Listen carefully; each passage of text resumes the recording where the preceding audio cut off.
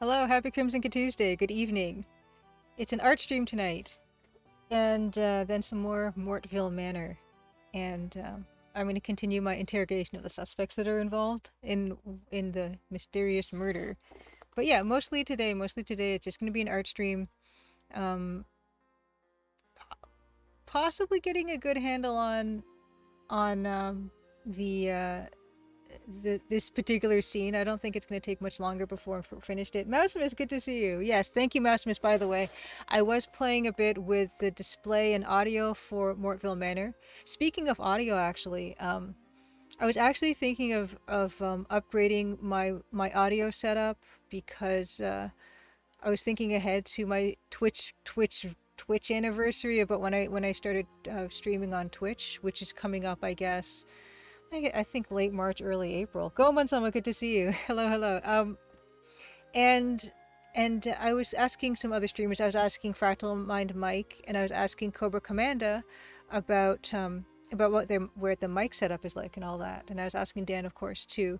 And they made some recommendations actually. And Fractal Mind Mike, he suggested that I try a particular filter in OBS for my currently existing microphone, and I think and when I did audio tests, I think it actually reduced the kind of faint buzzing sound that has been kind of a part of this stream since the beginning. So you guys have to let me know if the sound is just a little bit cleaner tonight.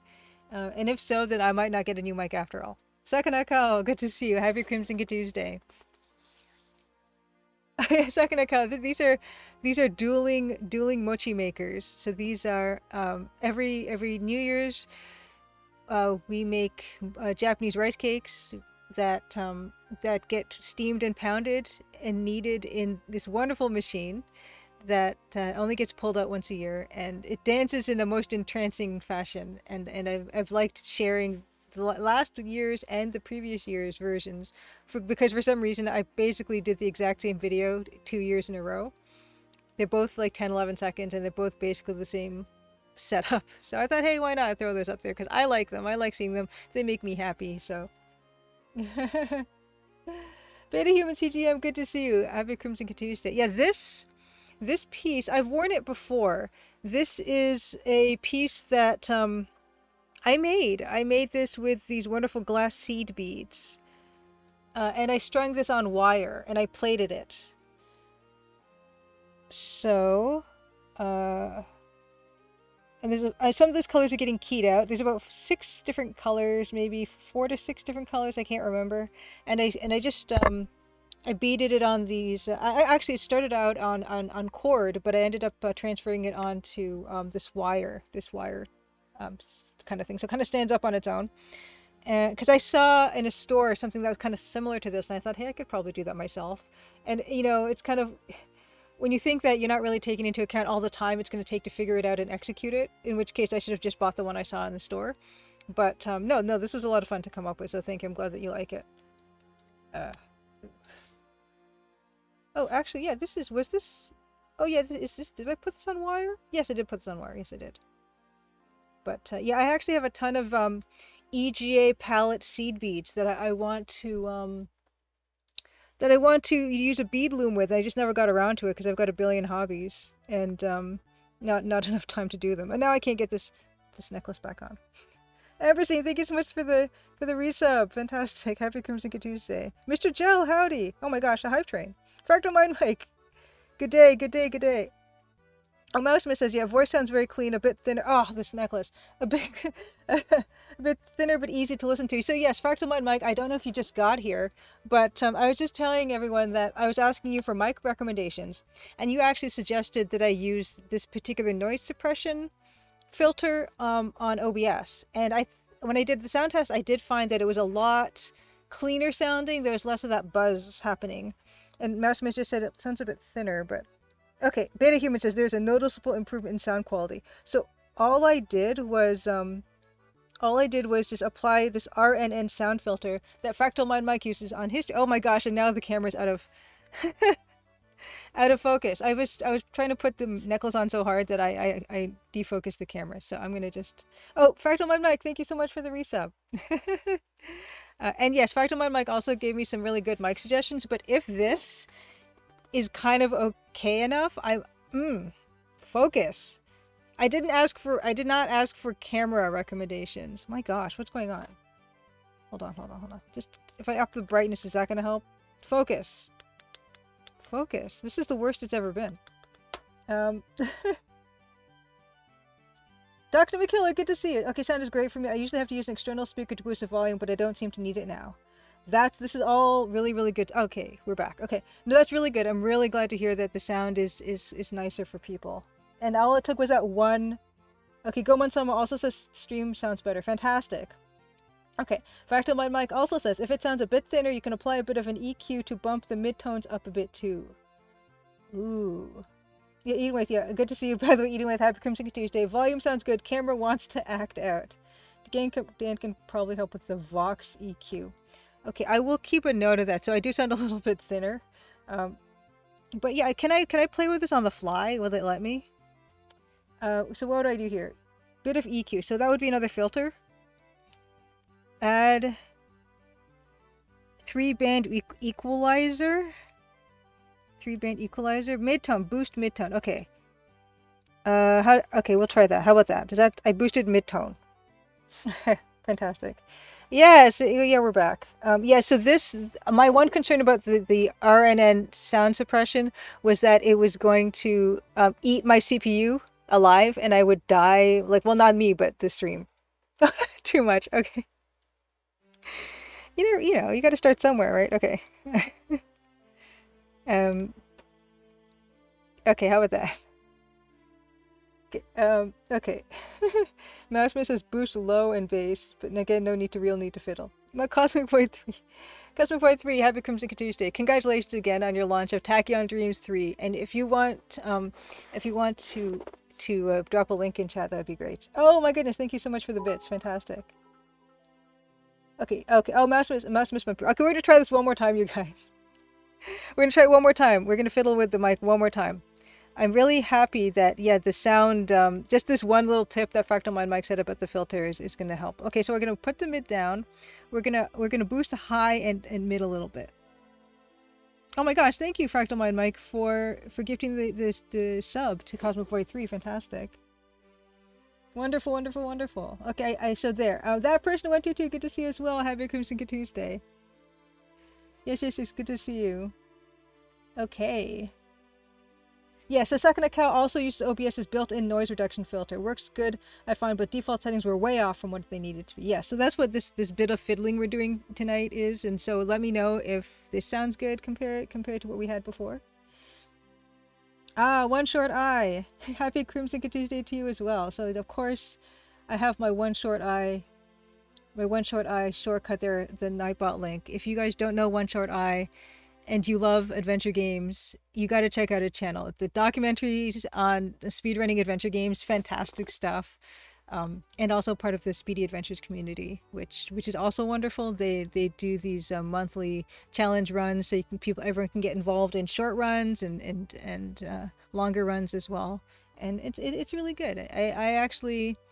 I never knew. I maybe just as it applies just for my own game, but I actually do enjoy speedrunning my own game. And I can't wait to do the whole one. And that actually brings me to developers update. I'm super excited. Okay, finally.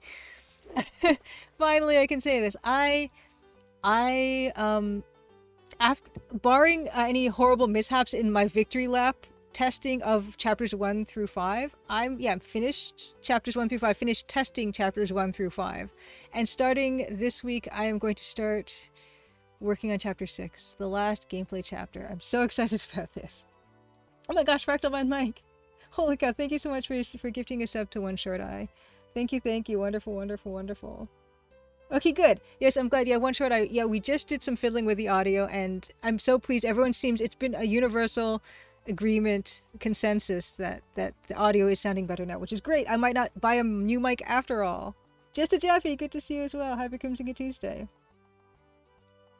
Yes, I can smell the release date too.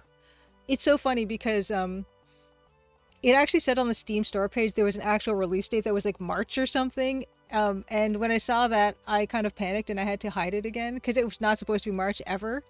I just have to. Steam keeps wanting you to to have a release date, even if it's only for them. So, Ted Bob 84, welcome back. Good to see you. Happy Crimson Tuesday to you. But yes, Cosmic Void, chapter 6 is the last gameplay chapter, and it's actually going to be a pretty short chapter. It's going to be a pretty short chapter, and that's exciting to me too. And I have a basic idea of how it's going to go down. And it's going to be kind of the chapter where you're going to make a bunch of choices that will affect chapter 7, which is that debrief chapter, which I mentioned before. So chapter 7 will be the test of knowledge chapter, and then depending on some of the decisions you made near the end of the game, that'll also affect the kind of ending you get. So yeah, I've got it pretty clear in my head, and I'm super. This is the moment I've been waiting for, is to start on building up a completely new chapter. Yes, that person went to 2 so close. Evil Tentacle, good to see you. One short I asked what mic I have. So this is the thing. I showed a picture of this mic to Fractal Mind Mike the other day because I was asking him for suggestions, him being a wonderful, wonderful streamer. In fact, let's shout out Fractal Mind Mike. Let's see here. Is there doesn't yeah, okay. Oh wow, okay. Twitch has its own little anyway. Yeah, so that's Fractal Mind Mike, of course, a wonderful streamer of retro games, adventure games as well. So yes, absolutely. Yes. I don't give people enough shout outs a lot of the time. So yes, I'm glad I can. Oh, and Sakanaka says, I tend to feel that mic placement and setup makes a lot more of an important difference than a good quality microphone will. Yeah, so Fractal Mind Mike, actually you can see that the bit here of my mic. But I did try to bring it closer. That was another suggestion of his. But the mic I have, it's like a $30 mic off of Amazon. It's this one here. It's the Zax Sound condenser microphone SF666 Pro. That's what it looks like.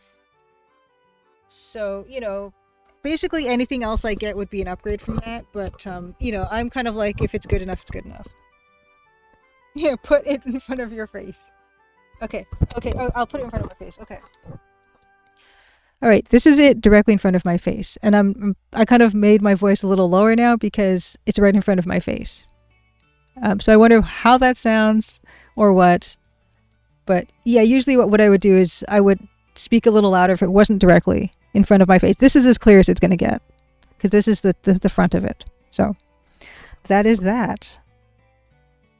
Earlier position is better. Okay, so actually it's better further away. And Massimo says, audio is great now. Leave as is. Definitely no need for a new mic. Fantastic. That means anytime I don't have to spend more money, I could definitely work with that. Okay, great.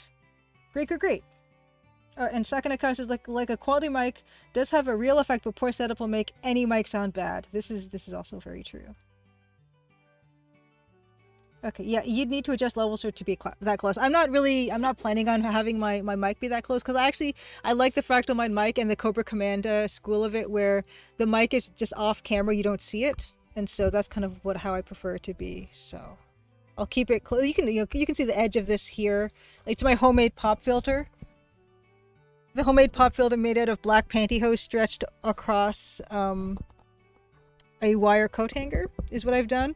And so that black thing is what you're seeing here. And it's easy to ignore.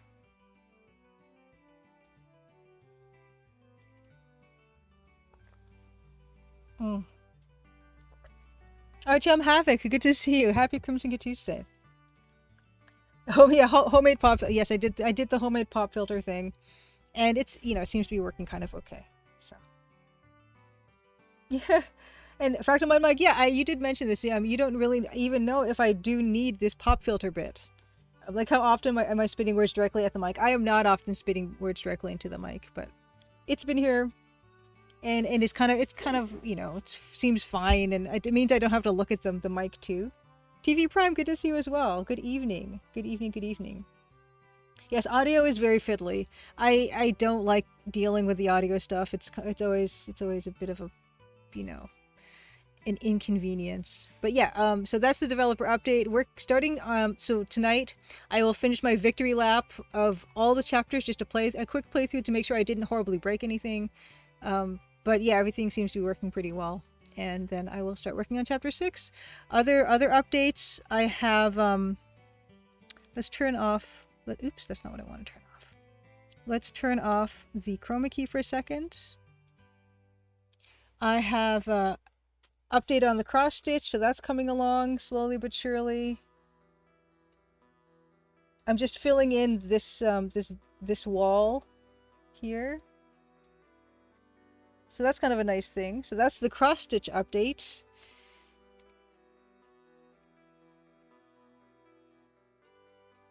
Oh, Artyom Havoc says, I just found out about you and your game from one of your emotes that was shared in my channel. I was pretty excited to learn about your game. Oh, that's great. I the emotes are like my favorite thing about Twitch. So I'm so glad that, that brought you to us tonight cuz yeah, actually this is perfect timing because I will show the trailer for my game. So now that you know about the game, you'll know a little bit more about the game, what it looks like and what it plays like. And I guess it only is proper for me to introduce myself. Welcome to Crimson Tuesday. I'm Julia Minamata. I am the developer behind the Crimson Diamond. I do everything except for the audio part, which we were just talking about how audio is just such a, you know, an ordeal sometimes. I've got a musician working with me, Dan, and sometimes Dan streams with me.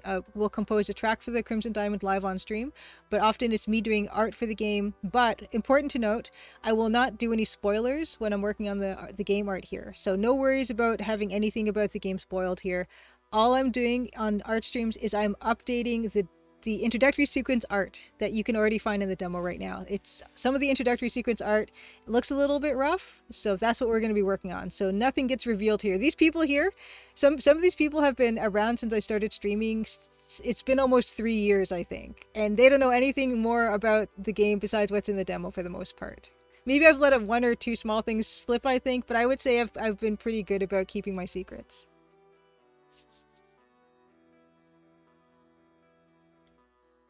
Oh yes, yes. My mic is condenser. Those pick up everything. Yeah, I don't even know why this is the one I wanted or picked or whatever. It looks cheap. And when I was starting out, I just got some stuff because I didn't know if I would like doing streaming or not. Turns out I do quite a bit, and so I would not mind investing in better equipment if it really made that much of a difference. But if it's good enough for me, then that's good enough, and I'm kind of fine with letting things be.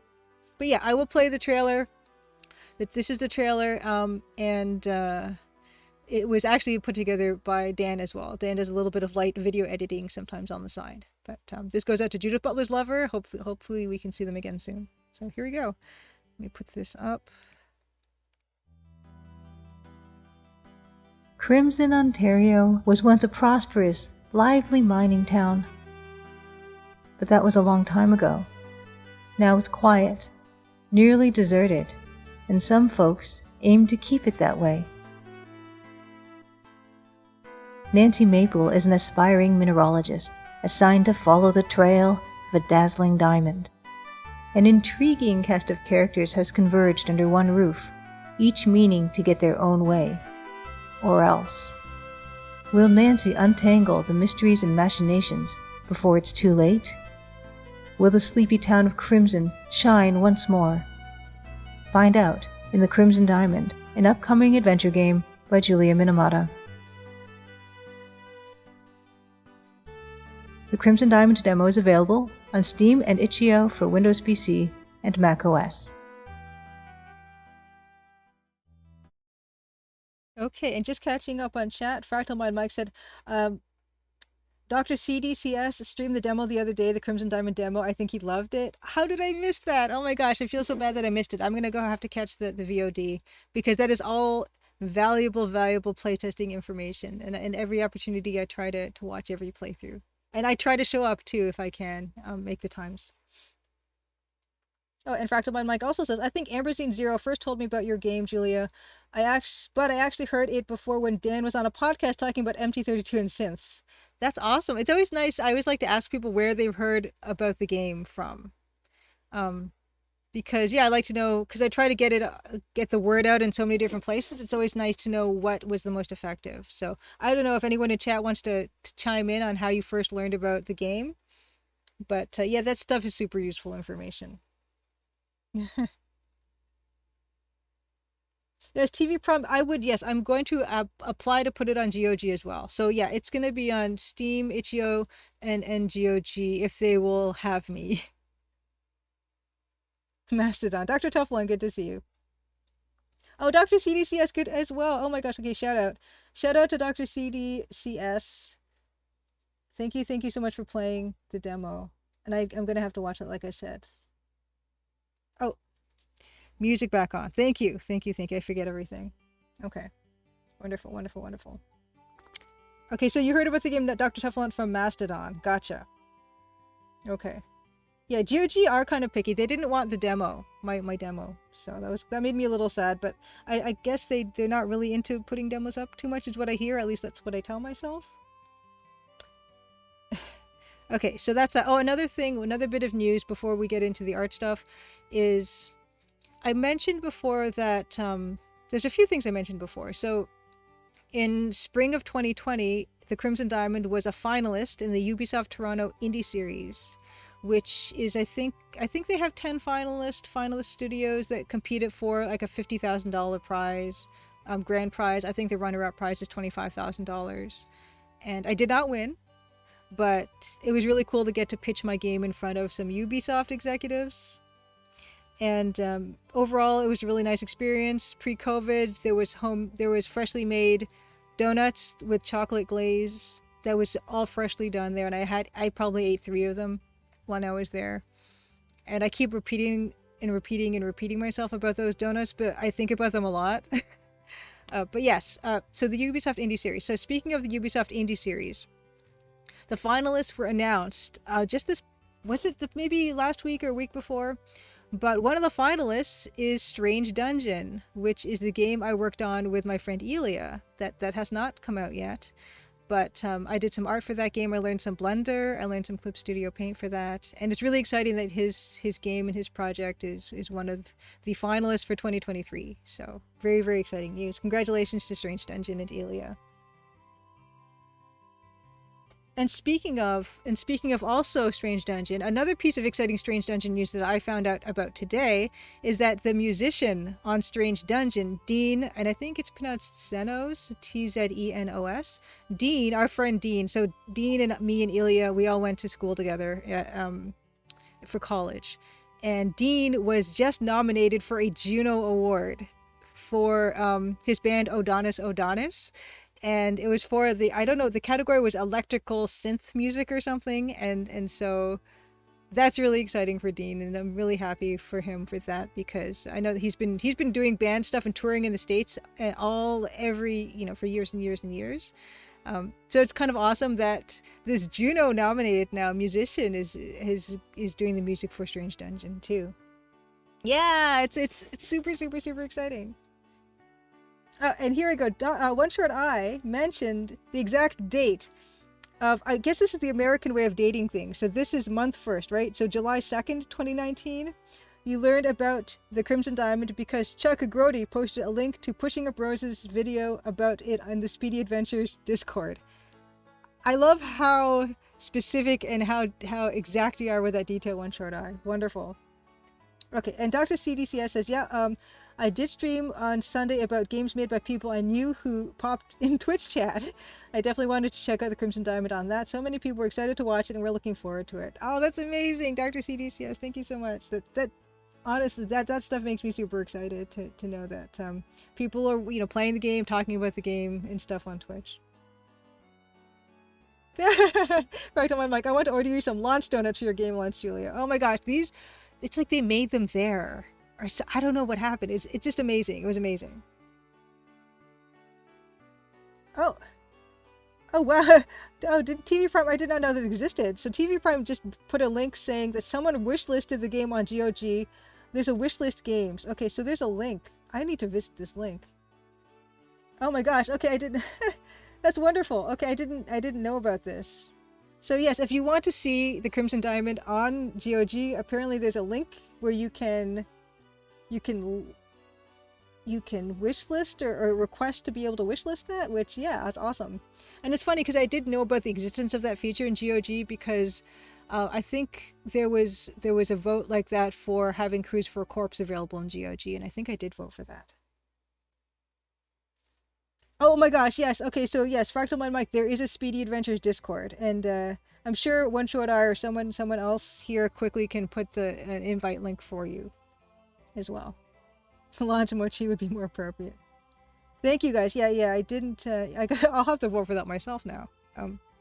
I think that's it though for the moment. So we did the developers update, show the cross stitch, Strange Dungeon, Juno, and I think that might be all for now. So yeah, like I said, around like 10:30, we'll start playing a bit more of Mortville Manor. I need to consult my notes on that about the conversations we've had, but in the meantime, in the interim, we are going to get into some art. So let's do that. Oh yes, actually, okay. So this actually reminds me. So I did have other stuff to show. I've got such a bad memory, and I used to write notes for myself, but I haven't been. Yes, thank you. Oh no, it's TTV. Thank you, by the way, and happy Crimson Tuesday to you. Yeah. So actually, this is another fun thing. So, um, Adventure Game Geek joined my Patreon and asked, "Is it still? Can we still get? Can I still qualify for the holiday pack, the bonus pack of cards?" And I said, "Of course, of course, of course." So I did send him a holiday pack, and here's his photos of the stuff that he received. These two here. So this one, and then this.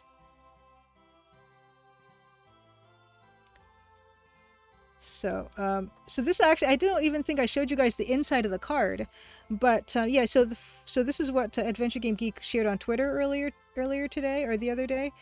The inside of the card, I actually did. There's some color printing on the inside of this year's holiday card, which is what this open part is with the writing, and you can see how sloppy my handwriting is. But I wrote this in as a goldy metallic-y kind of pen, and I did put the bucket on the inside with the Crimson Diamond logo also in color. And I just completely forgot to share that with you guys. Oh, well, okay, so Art Yum Havoc, yes, learned about it last night. That, it's really good to know that there are still people who want to learn about it, who'd be excited to learn about it. Because sometimes people, they ask me, oh, do you think, everyone knows about your game? And I said, no, not everybody knows about my game, not by a long shot. I'm sure there's like 10 to 100 to 1,000 times more people who would be totally into it. And I just need to keep like talking about it and going into different places and talking about it. So I'm glad to know that I am right about that. Yes, need to be a doctor to read it. But what it says, I'll read it out because it is my writing, so I should be able to read it. And he did publicly share this stuff, so I'm allowed to read it. It says, "Hello, Adventure Game Geek, also known as Steven. Thank you so much for your support, not just for me, but for all you do for the indie adventure game community. Happy belated holidays and best wishes in 2023, and please say hi to Arno." I misspelled Arno's name. I already apologized on Twitter for that, and he said it's okay. Say hi to Arno for me when you see him next, because Arno and Adventure Game Geek, they do this a wonderful Harvester series every holiday. There's a playlist of about 6 or 7 parts where Arno is the preeminent expert on Harvester, and it's wonderful to watch them play through that together. And I look forward to it every year. Yes, Sakanaka mochi donut. I've actually never had a mochi donut. But they do have them here in Toronto. I just haven't got around to it. But yeah, so this was everything that was in the holiday pack that Adventure Game Geek did share. And I don't know if you can notice this, but yeah, everything is signed with an even better gold marker than the one I used on the inside of these cards.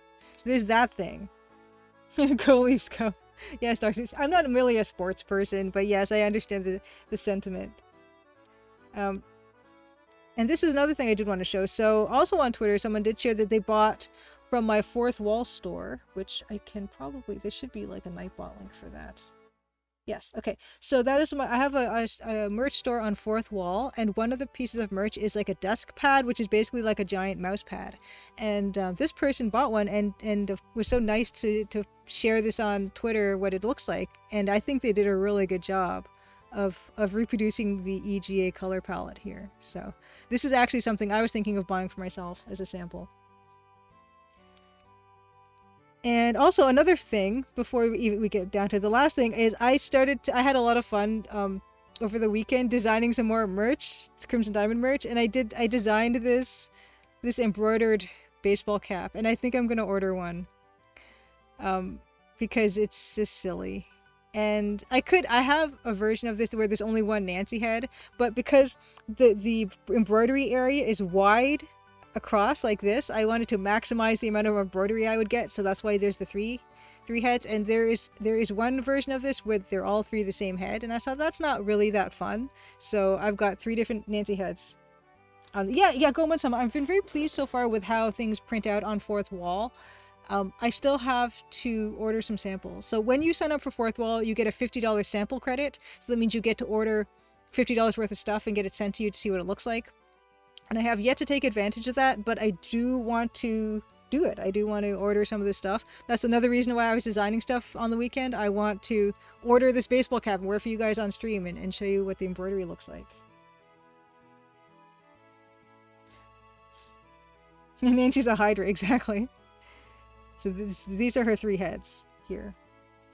But yeah, I will eventually get around to making this stuff, to getting it ordered and show you guys what the real stuff looks like.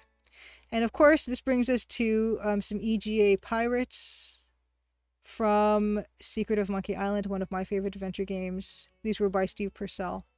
And I've been using these as some visual reference, some visual EGA reference for my piece that we've been working on for a bit of time. Who's counting? And also some wonderful octahedral diamond crystals. So that's kind of nice. That's another thing I've been looking at. But here's the EGA palette. I'll just run that along the bottom.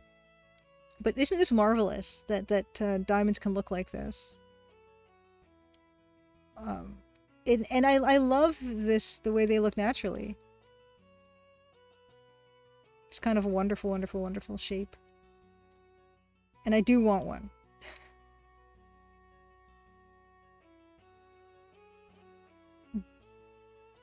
Yeah, the pirate on the right. Yeah, so I think these are pretty much... I think these are all Steve Purcell bits. I can't remember. And yeah, this guy, the blacksmith, is from Loom. The rest are from Secret of Monkey Island. I love the EGA colors, obviously. There's just something about them. And of course, that's why I'm making my own complete game of them, too. So, just look at these. And something else, so on a YouTube comment, someone actually reminded me I've actually done an octahedral diamond, which, of course, I should have remembered that I've done one because it's an emote on my Twitch channel, and suggested that why don't you just reuse that one? And I didn't think of it, even though I think it's a bit small. So I do want to see what that looks like, and maybe I can save myself a little bit of work or something. I don't know why it didn't occur to me, but you know, sometimes these really obvious things just. Anyway, here is our fellow. Actually, there's another, there is the, oh, yeah. There is the original piece here. Where'd it go? It's not this one. No, it isn't. Okay, well, I don't have the original rough version here because I can't find it because I'm disorganized. But yeah, this is what we've been working on for the past while. Actually, it should be just one of these, the bottom layer of this. So why don't I just do that? Tika, good to see you. Eric Alvin, good to see you as well. Happy Crimson Tuesday.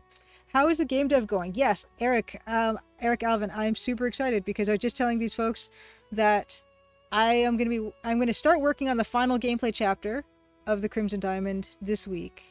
After much testing of previous chapters.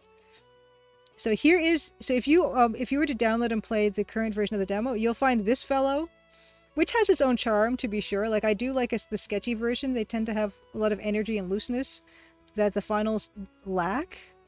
But this is our version of this guy upgraded. And we've been working on these hands and such. Oops. I said, working on these hands, I said.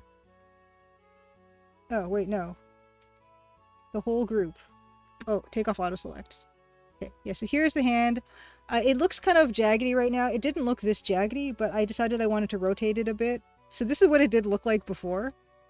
But after a bit of experimentation, I realized it would need to be more angled, and so we got to clean this up again because such is the nature of rotating pixel art. It just doesn't work out a lot of the time.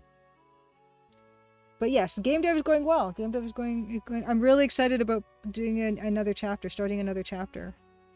Literally starting a new chapter in the game, which is nice. But yeah, I think today what we're going to be doing for the most part is coming back to this version of this hand with all its beautiful dithering, but after we've rotated it just that much. And we should probably the idea being here is that this hand. Okay, so the idea being here is that this fisherman has gutted this fish, found this huge diamond inside that looks like these other octahedral diamond specimens, and then he's just raising it up to his face to gaze at it in shock and awe. TV Prime, add a hotkey to swap the original art and back. Oh my good. I actually really like that you can do that in the Day of the Tentacle Special Edition. And I think it's probably the reason why I ended up buying the special edition of Day of the Tentacle, because I knew I could toggle back to the original pixel art, because that is what I'm interested in and that's what I enjoy the most. But yeah, so this idea is he's going to raise this to his face and be amazed. And the old version of this looked good, but it just was not. This was not the right angle. It just wasn't. It just looks really awkward, so we gotta get back to that stage of it now. But we've had practice, so it shouldn't take too long. There it is. But as usual, it duplicates the layer. And we're gonna get in here. Hopefully this is not gonna take long. Oh, there it is. Thank goodness. First, I thought I couldn't find my stylus, and I thought it will take a little longer if I don't have the stylus.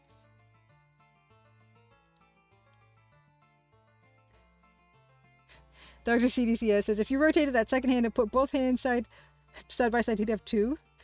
Put at the end of the game, which opens the sequel, Crimson Diamonds. Yeah, you mentioned sequel. I have plenty of ideas for sequel, and I'm really excited to start that. But of course, my first order of business for launching the game is to launch the game, and then do post-launch aftercare, which is going to be a lot of fixing inevitable bugs, and relaxing and trying to get done some of the other stuff that I've mentioned to you guys before. Has kind of been on my bucket list of things to do. Yeah, sequel confirmed. Exactly, TV Prime. Yes, I do. I haven't said to anybody really about what that sequel's going to look like. But yeah, I have a very clear idea of what it's going to be. Not, well, clear at broad strokes of what the broad strokes are going to be. And yeah, I'd like to make it a trilogy, but I really honestly have no idea what the third game would look like.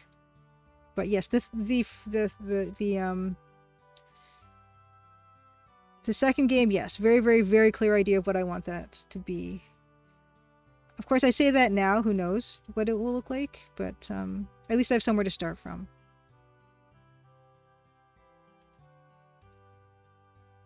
Cyberpunk, yeah, exactly.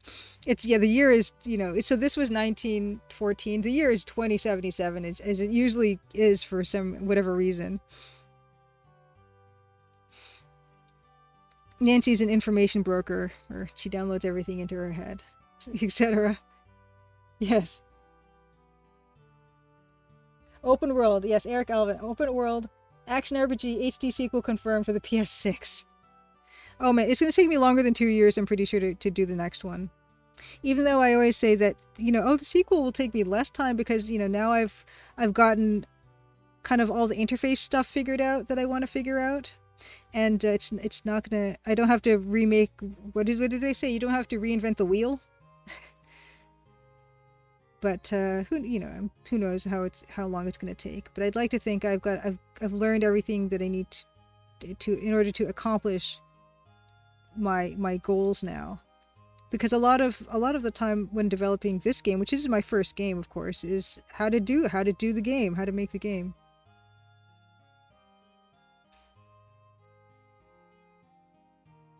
Exactly, Beta Human. In the sequel, does Nancy climb the ladder of a bootlegging operation, gaining power at the cost of her soul? That was actually a pretty big deal in Ontario, especially around kind of the Great Lakes and Lake and Niagara Falls. There was a fair amount of bootlegging happening. in that area because of, the proximity to the states and how close the shore was and everything. People would do that. Or swap one hand so they can juggling diamonds. I could juggle diamonds. I actually have diamonds. I think I showed you guys a long time ago that I did end up buying some diamonds, but they're like they're almost like grains of sand how tiny these diamonds are. But I needed to have them, because collection. Because I like rocks, and it's not just part of the game. It's just something I'm interested in.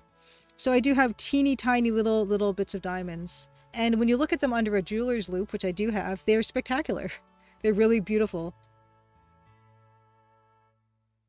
And I think I actually have those still somewhere in my computer. And I think I've used them in Crimson Gazettes as well, shown them. Oh, sure, yeah, Mouse Miss, yeah, Crimson Diamond remastered in 2043 with VR.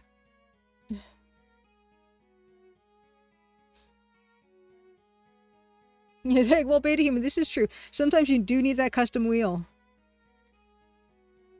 But yeah, I feel like there are things that took me ages to kind of figure out. Even in this latest version, and actually speaking of, I do want to come out with another version of the demo because I have made a lot of kind of improvements to the user interface that I would like for people to be able to experience. So I would like to come out with a new version of the demo because there's a lot of things I had to figure out. Just even really basic things. Like having the sound effects and the music volumes and the speed, having those settings persist after you've left the game. Just simple things like that. I had to kind of figure that stuff out. And I did figure that stuff out relatively late.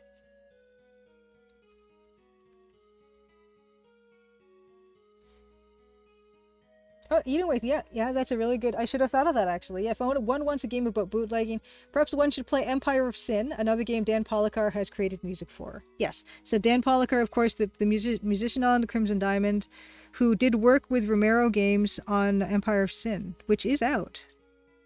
And yes, it's funny because there was a demo track that Dan created for Empire of Sin that he used to kind of get that job with the Romeros, and they never ended up using the track. So Dan gave that to this game instead. So it did find a home eventually, that ragtime piece. Yeah, I'm not a huge fan of having to carefully smooth things out like this, but yeah, there's not really an easy answer. And this hair, this hair keeps on doing its own thing. And I'm looking around on this desk for another hair tie and I don't see one. So that's just going to keep happening.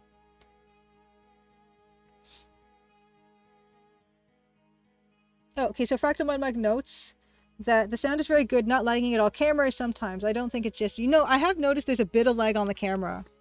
Which, yeah, it's another thing to look into, unfortunately. Oh, and Dr. CDCS was asking what is the difference between demo and chapter 1? There is no difference in gameplay at all. They're basically the same. I only did that because it was sort of like an experiment. It was suggested to me to have Crimson Diamond listed as a game with a demo related to it, but also to create a different store page that was listed where the demo is a standalone that's free to play, to encourage people to play it as a free to play game. Because that met with some considerable success for another dev that suggested that as a thing to try. And that's the real only reason that exists. It was just kind of like an experimentation, to see if that would help in discoverability or whatever. And I have heard one person say that that's how they did find it, so it did work at least once.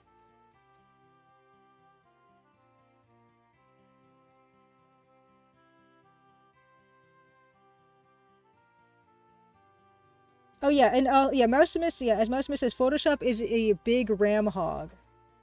So that's another thing. I don't have the beefiest computer setup here. I have a Wacom Mobile Studio 16. And I got this because I'm doing art right on the screen, and as I talk to you guys, and there's shockingly not a lot of not a lot of tablet PCs that will let you do that.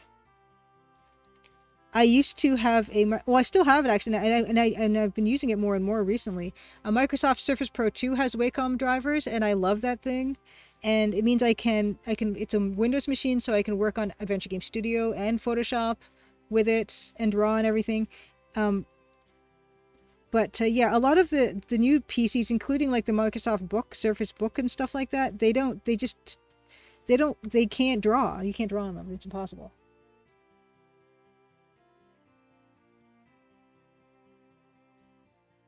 Yes, yeah, yes. I'm using, yeah, exactly, TV Prime. I'm using one PC build to stream. Yeah.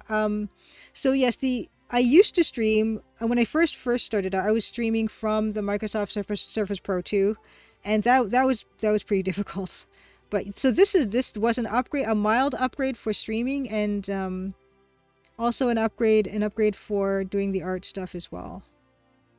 But yeah, it was kind of frustrating because there was nothing I could find that was like a one-stop solution for what I wanted. It would have been just get a really lightweight, powerful laptop, and then get a separate, a Wacom Intuos or a Wacom Cintiq or something. And then these things they're really bulky and expensive and heavy, and heavy. And I do like this idea of the form factor of this one machine.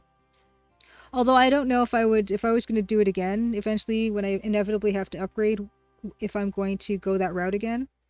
Because this was an extremely expensive machine for what its specs are. It just so happened to be the only thing that satisfied what I wanted from it.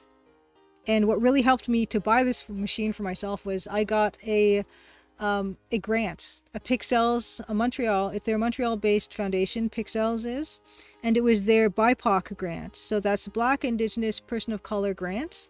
So they gave me some money when I applied for that grant.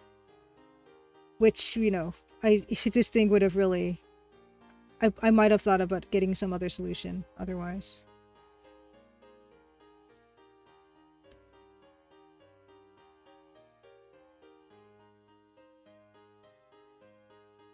Yes, yeah, Photoshop is just a hog. Mr. Gel, the surfaces aren't N-Trig anymore. Oh no, Mr. Gel, they might be N-Trig, but starting from the Surface Pro 2 was the last one to use Wacom. So you could use like Wacom styluses with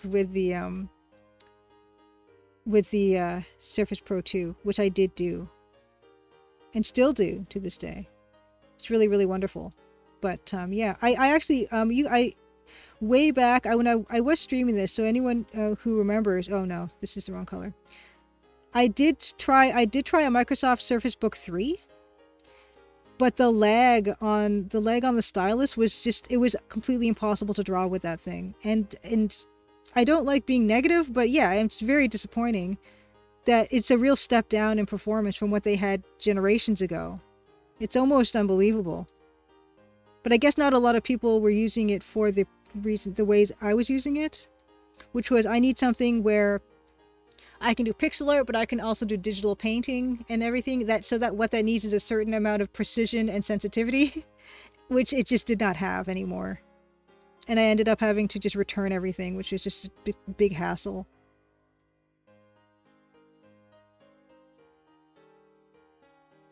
Yes, Dr. CDCS, yes, I am making it in Adventure Game. I'm making the Crimson Diamond in Adventure Game Studio. And that's a wonderfully lightweight program. So my Surface Pro 2 has no problem running that. I run Photoshop, Creative Suite 2. Hold on, I'm just going to double check my notifications to make sure I didn't miss anything. Okay, good. Didn't miss anything. Yeah, so I use Photoshop Creative Studio 2 on the Surface Pro 2, and I use Adventure Game Studio. The newest version works just as well on the old Surface Pro 2. So I've been actually using that a lot more. I've kind of brought it back to life, really. But yeah, it's just to stream on it, forget about it. so this was something. Yeah, I'm glad I made the upgrade. Bill Kuhn, greetings. Good evening. Good evening.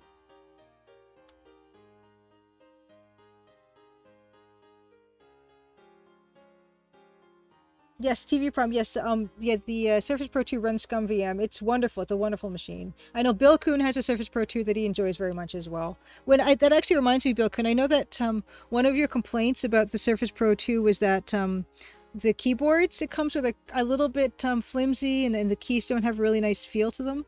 I just use a Bluetooth keyboard. I've got this Logitech Bluetooth keyboard that's really good, and I swap it between the Wacom Mobile Studio and the Surface Pro 2, and there's three different you can sync this with three different machines, so it's really super simple to use. And same with this mouse I have. This mouse also has three.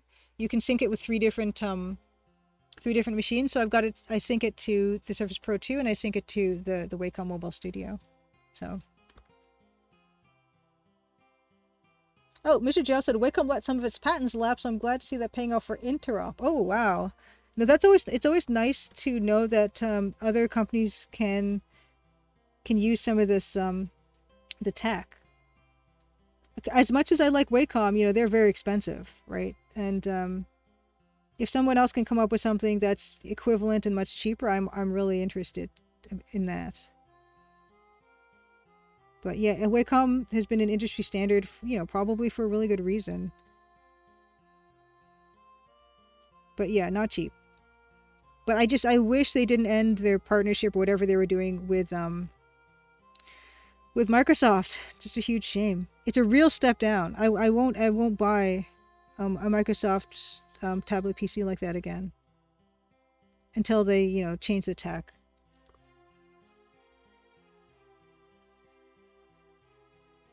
Oh, scene change redemption? Oh my goodness. No, I will do that for free. Yeah, I mentioned I've been streaming for almost, it can't be 3 years now, can it? And yeah, I still make a lot of the same mistakes over and over again. Yeah, it's really, it's not super interesting right now what I'm doing, but it's just necessary. I'm just trying to clean this up so it's not as jaggedy.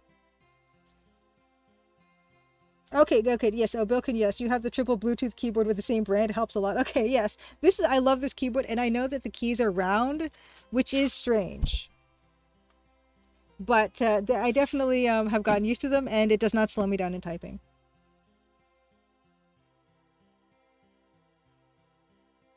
Okay, yes. Beta Human says Intuos Pro is great. MS Surfaces had the best calibration between the pen and the screen, but there's still a gap. Tablet has no gap.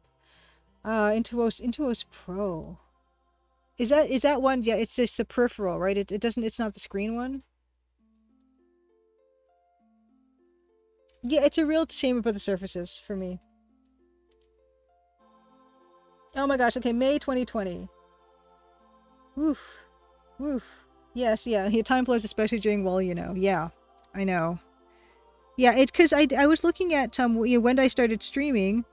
And it looks like, on my YouTube channel, it looks like April something something was the first one. But then when I look on my Twitch stats, the late March is when I had some viewers or whatever. So beyond just test streams. So I'm not sure the exact date, but I'll make something up. Okay, Mr. Gel, still making you making do with your little ancient Cintiq 13 HD. There's some gap to it, but it's not terrible. I just Intuos. I have an Intuos 2. I used to use just a lot. I used that one. That was my college one. And I have an Intuos 4 as well, but I only bought it because an animation studio was going out of business, and here in Toronto, and they were being sold off for $250 each. I'm like, I'm gonna just get that. Who wouldn't get that at that price? Because it was I think it was the mediums for that price, and that's a really good price for Intuos. For Intuos medium, I think it was medium. So I do have an Intuos 4 as well, but at the moment it's mostly this Mobile Studio 16 and the Surface Pro 2 and what I'm getting the most use out of. Another thing about this pixel art stuff is I don't like having straight lines too much in it, because straight lines are not natural feeling. And in fact, something one of my life drawing teachers used to tell us is that on the human body, there's no concave shapes. even if you think something's a concave shape, all it is like it is a bunch of convex shapes together. So there's nothing on the body that kind of is like sunken down in like this. So that's another thing I try to keep mindful of when I'm drawing people and stuff.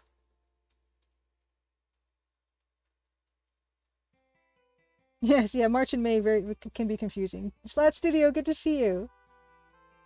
Welcome back and happy Crimson Tuesday. Hope you're having a good week. Yeah, I'm just right now, Slat, is I am just I rotated this hand and now I'm have to deal with the consequences of rotating the hand, which is you got to just clean it up. Just clean up the pixel art. Ooh, Mr. Gel, I got a stack of Intuos 3 new old stock just for the styluses. They're tanks and I love them. Ooh, Intuos 3 styluses. Those can be hard to come by. So that's another issue, right? It's not even just with the tablet. It's with, oh, oh, for whatever reason, if your stylus breaks, and you don't want to replace the whole thing, just getting the stylus is gold. So yeah, hold on to those.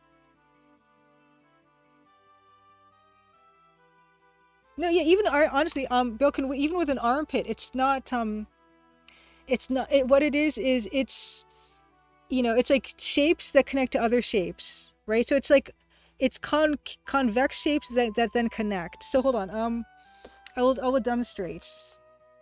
I have paper.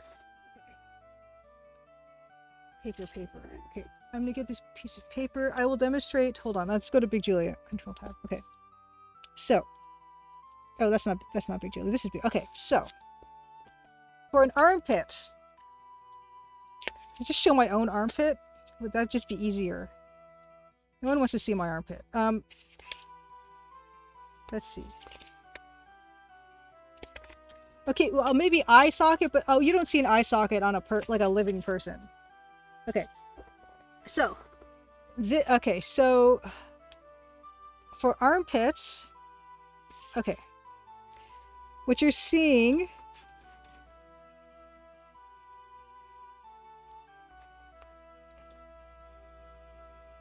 Okay.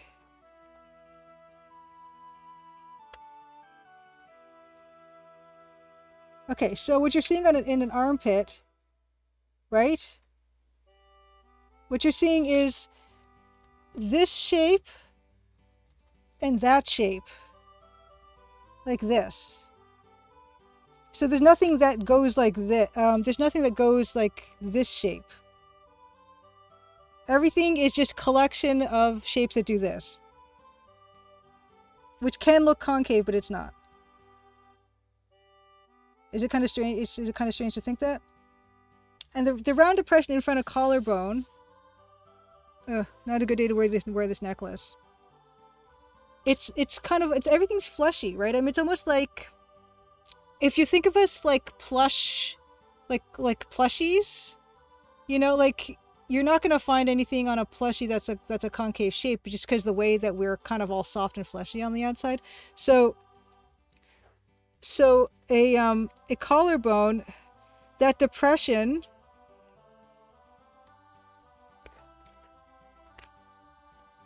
That depression, what it's doing is it's actually it's sort of like the fleshy parts, like this flesh here is joining and dipping, but it's like a valley, like anyway. Maybe a collarbone, you have a point. Pixel Turkey, good to see you. And Goman says, I also learned the body's made of many S-curves of varying size and length. Today's art class, the art of drawing the not concave armpit. Yes, if you think of it, okay, look. So, right? Look. It's not concave. This is a shape, and there's a shape that feeds into that other shape. This... Okay, I need a pointer. Okay. This concave shape you're seeing is not concave. Okay, it's this convex shape feeding into another convex shape, right? And where they meet is creating that depression. Anyway.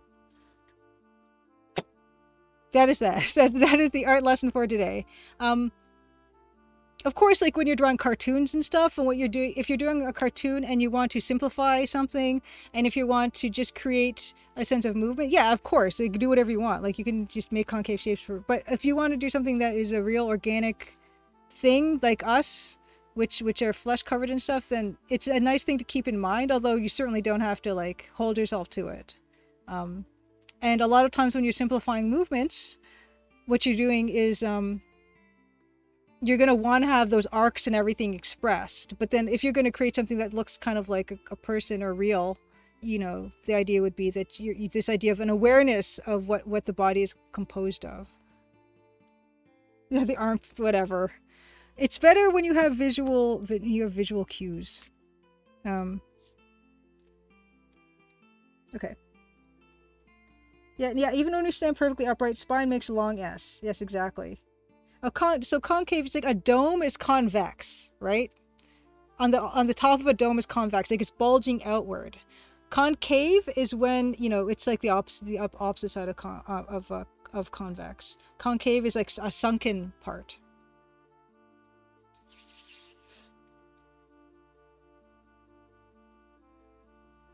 Yes, Mr. Gel, we're a bunch of convex hulls with squishy coverings. Oddly enough, a key concept in simulated physics.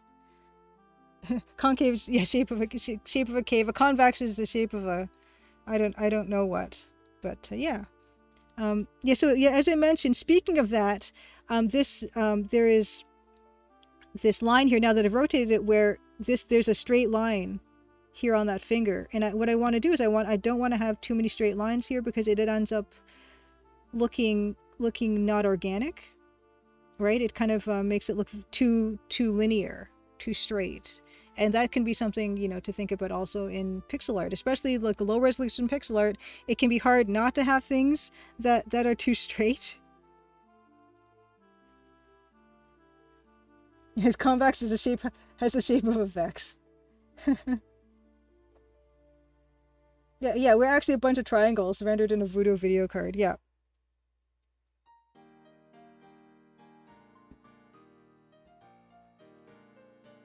Of course, I mean, it's not like, you know, it's not like a law or something that you break and then you're gonna go to art jail or something.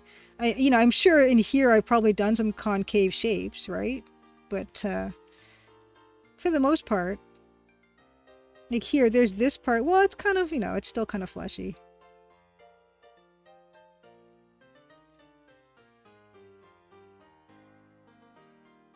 But yes, the materials that we're made of make a big difference.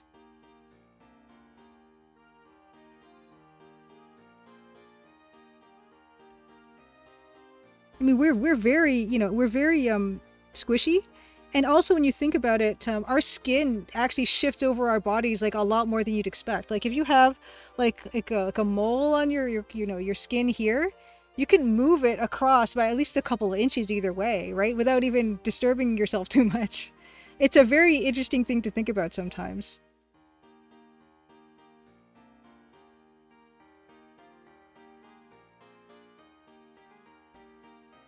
Like the skin is not like a tight covering on the body.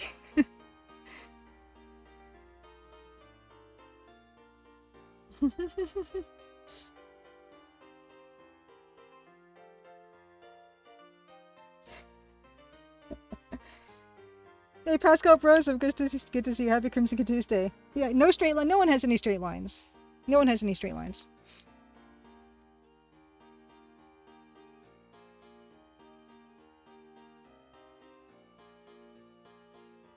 Our jail is rough. Those Prismacolors, I think everyone still has the box they had in high school, and almost every single one of those Prismacolors are broken. They're very soft.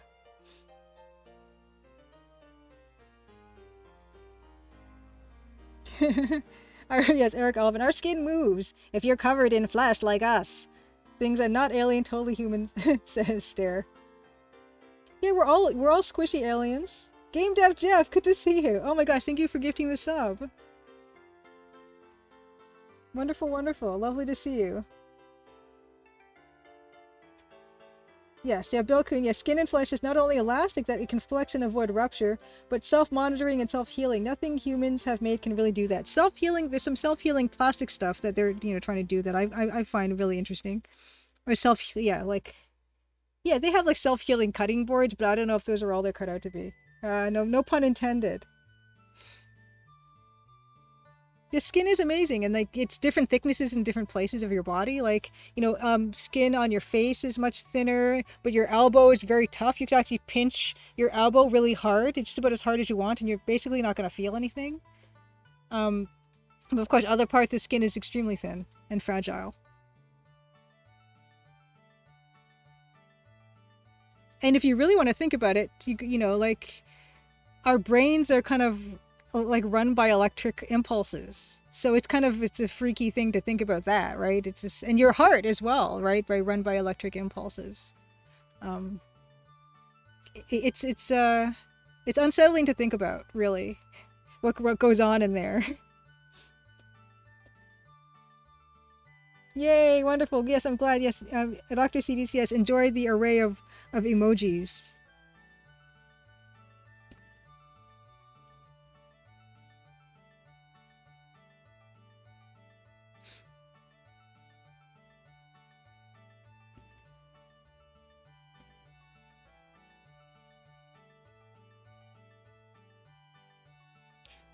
Okay, we're getting there. We are getting there. Oh yeah, this the start of this is looking a little jaggedy, doesn't it? But yeah, this correction did not take as long as I was expecting. But yeah, if you ever commission pixel art and you ask the pixel artist to rotate something by 45 degrees, it's not it's not as easy as a lot of other things would be. Broken says brains have lots of fat material as electric insulation, so the electric signals go only where they're supposed to.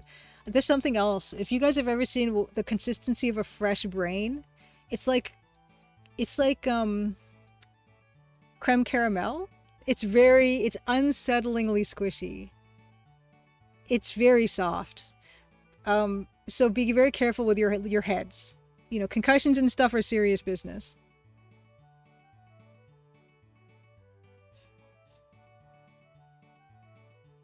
Yeah, Bill Kuhn says it's incredible to think that our bodies are electrically controlled, but we didn't start understanding electricity until only about 150 years ago. Yeah, the body is an amazing thing.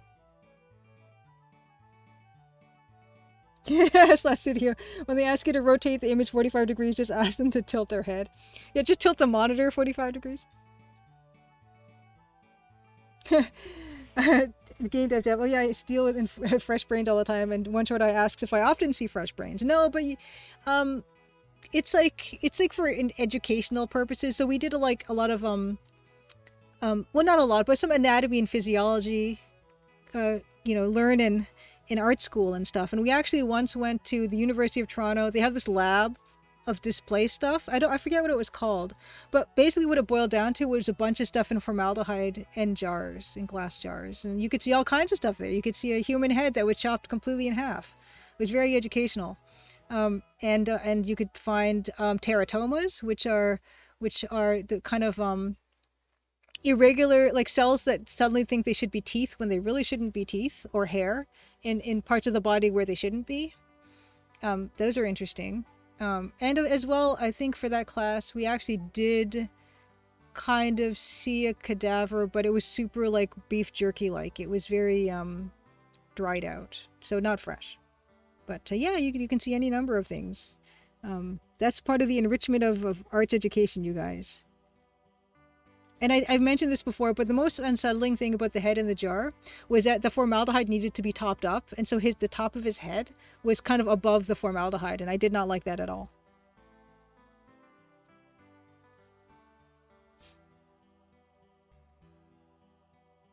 Yes, Pascal Broseph, I think that's the perfect approach for when you're commissioning pixel art or any art in general. Usually just give general guidelines and trust the artist because they have more experience than I do. Yeah, exactly. It's like going to the haircut, the hairstylist or the barber. I trust them to know, what they can do more than I'm going to tell them specifically what to do. I'll give them general instructions, right? Same So kind of like with a dentist as well, right? I'm part of the paying is you're paying for that expertise, and I'm glad you have that same philosophy when it comes to art, because surprisingly, not everyone has that philosophy when it comes to art. They think they know best. Of course, the artist always wants you to be guided, because everyone wants their client to be happy. But it's always good to rely on that experience and training of the artist to help you get there. And they're gonna generally guide you to a result that is something that they're best suited to providing, and something that you're gonna like as well. And this hair, okay, I gotta do something about this. I gotta check. Why is this happening? Oh no, that's a twist tie. That's not gonna work. Ah, I've got washi tape. That's not gonna work. Oh, you know what? My planner has emergency hair ties. This is a problem. Okay, I found one. Okay. Okay. Yeah, honestly, no, Eric Alvin. Yeah, consistency. I'm sure you can. Someone on can find this on YouTube, but someone was handling a fresh brain for educational purposes, in a clinical setting, and yeah, you just press like you don't even have to press into it. It's almost like you could put it through a sieve.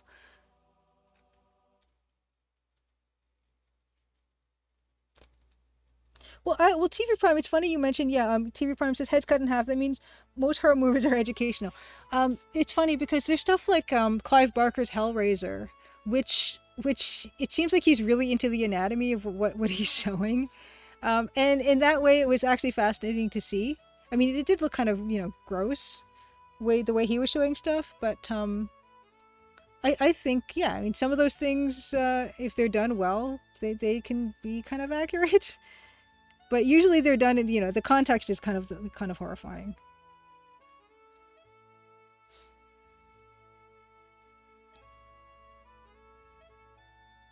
Pascal Brosov says, I remember my friend showing these wonderful anatomy illustrations in his art class. If there are no medical experts available, I trust an artist to do a tracheotomy in a pinch. Oh, I don't know. Well, yeah, I mean, it's going to be down here. It's going to be below this part, this cartilage that you have. There's a part, in that kind of dip that we were talking, that concave dip area, maybe? Or I don't know, where does it go? It's supposed to actually go in here, right? Tracheotomy. I don't trust me to do it, is all I'm saying.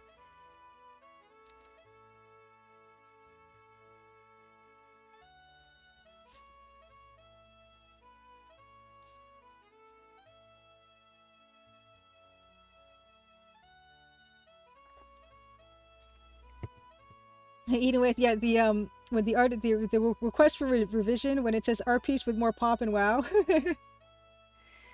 I think it's a good it's a good thing, a good piece of guidance to provide an artist at the beginning, but also that when you're working toward working out what that sketch is going to be and toward the final piece, like being as specific as possible can be super helpful.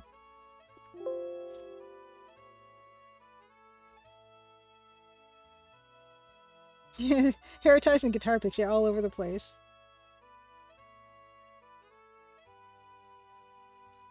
Bilkin says, the expertise in any field is what makes the person's time worth paying for. Yeah, I mean, that was that whole, I don't know if it's apocryphal or whatever.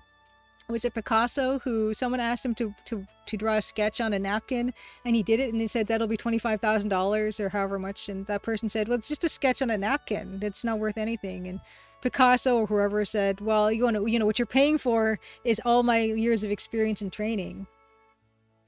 Which,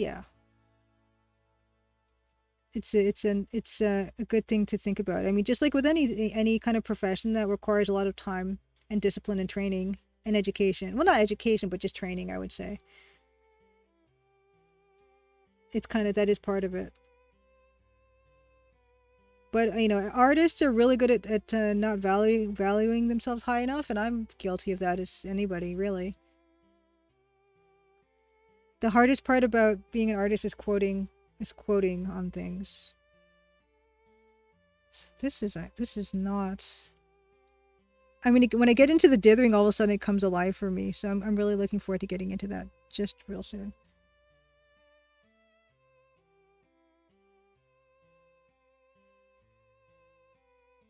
Yeah, one shot, exactly. Heard that story with an engineer marking the spot on a machine where it's broken and charging a similar amount. Mr. Jal as well. That only took you 30 seconds. My dear, it took my entire life. Yeah, there's so many versions of it. And yeah, they you know, they're basically the same sentiment and all true, you know?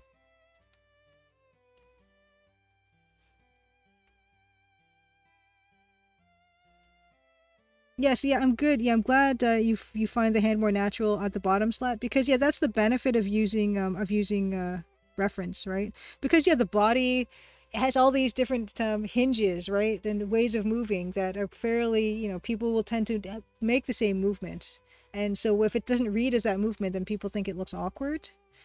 And yeah, it's super valuable to just consult that. And people have to balance a certain way too, right?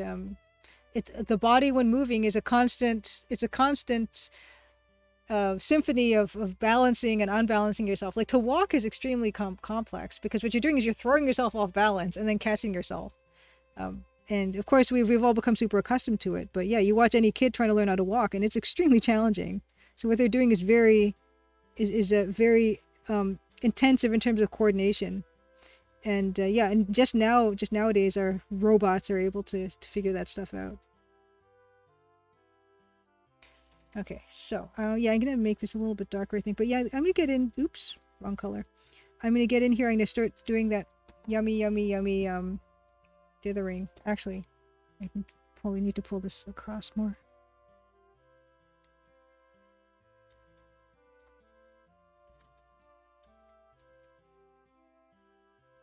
And going downstairs and going upstairs is yeah, it's it's a lot going on. Nepian, good to see you. Happy Creamsicle Tuesday. Yeah, exactly, Bilkun. The respecting people's expertise if they've done a role or profession for a long time. Yeah, um, it's I totally feel that same way as you, because there's stuff you learn during that experience that you're not gonna, you know, you're not gonna get in school. Really, it's all comes down to figuring it out on the job, and that's where a lot of knowledge can be lost. Which you know, and it can be kind of hard to preserve and pass that kind of knowledge on. Stuff that just there's been so many like Japanese programs that talk about how craftsmen work and how you need to adjust subtly depending on the humidity of the room that day. You need to adjust the formulation of something or other, or adjust how things you know get set up based on things that can change day to day, and it becomes a real matter of feel that can be kind of hard to quantify. Although of course humidity you can quantify, but that's not a not a good example. But what it is, it's a combination of factors. If it's a humid day that has high atmospheric pressure, but also you know is you know 5 degrees colder than yesterday, that type of thing I think is really amazing because humans can really they can find the way to adjust stuff.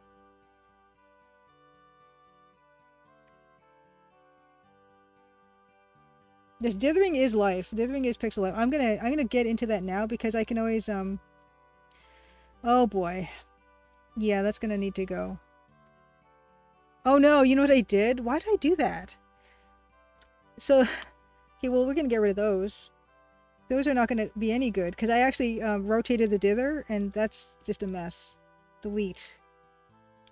But because we keep so many copies of things on hand, it's not that big of a deal. Just gonna drag these into that other group. Like so. Right, and we will just use these ones and it's gonna be fine.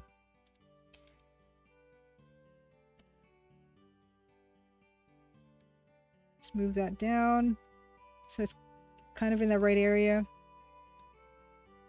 Ditto this one. My dithering screens are kind of messy, but it's fine. So that's those, ooh. Oh, I got rid of the layer mask completely. Okay, and then turn back on that other reference hand. Okay, so we're starting again from scratch. Yes, exactly. Eating with, yeah, it's kind of like variables when cooking bread. There's, yeah, you got to think about all these types of things, right? Yeah, how high you are above sea level. Yeah, is it warm in the kitchen, humid, dry?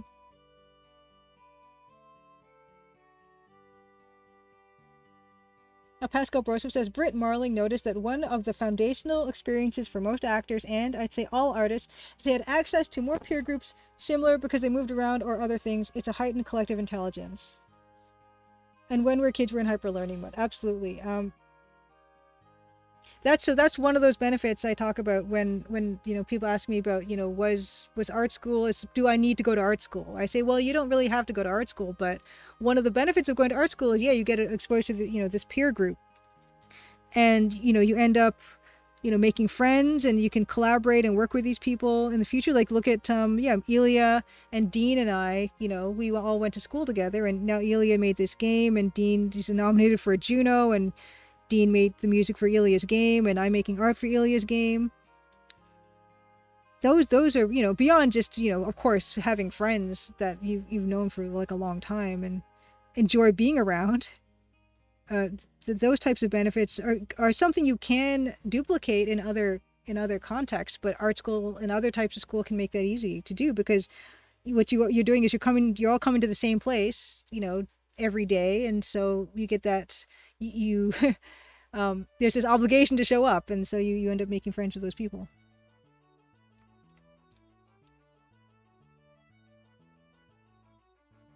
Oh yes, Bilkun, I love those compilations of people who have mastered their jobs. Even if the jobs that seem like they'd be simple jobs, like they turn it into an art, and I love that stuff. I love it. And see, already with this bit of with this just little bit of dithering, I just it completely, for me, it adds this wonderful liveliness and texture and tone.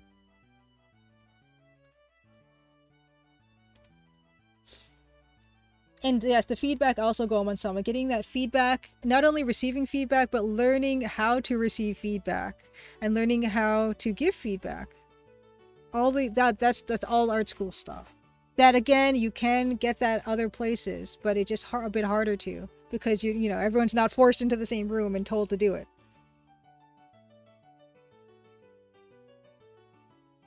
Pascal Broseph, another good point. Art school also tapping into centuries of experience of other artists who learn through trial and error. Yes, yeah, there's that as well. Just learning like these basic techniques of cross different kinds of medium, like how to this is how the steps to prepare a watercolor piece of watercolor paper before you paint, or this is how you do an underpainting, or all those things. Again, especially nowadays with YouTube and all these things, you can learn all those things on your own. But yeah, having art school is like a one-stop shop for so many different things at once.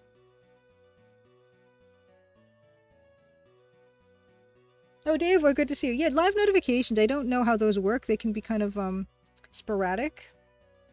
Yeah, Eric Alvin. Yeah, how could you code me up an entire game real quick? I want it to be like Skyrim, but with the complexity of Dwarf Fortress and lore, on par with entire Lord of the Rings series. I need it by tomorrow, and it should give off Stanley Parable vibes. Don't worry, you'll be paid in exposure. That's another thing in terms of I think game developers I should have at least, I think it's valuable to have a bit of experience, even just trying to make your own art assets, even if you don't end up using them, but as an exercise, because then what you do is it gives you an appreciation of what artists are doing and how long things take, and how things are incorporated into a workflow. The people who give those type of instructions, they don't have this experience to know what they're asking, and sometimes they don't. If the ones that you're kind of in real trouble with is if they're not even asking you the right question.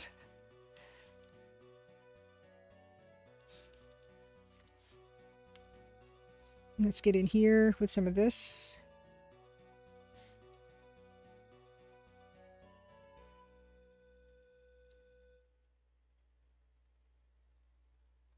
And I think it's to the benefit of everyone if people, were making stuff. More people made more stuff, because then the hope would be at least that there would be a greater empathy toward people who are making stuff, and this idea that this thing might not be perfect, and especially if it's a small team or one person.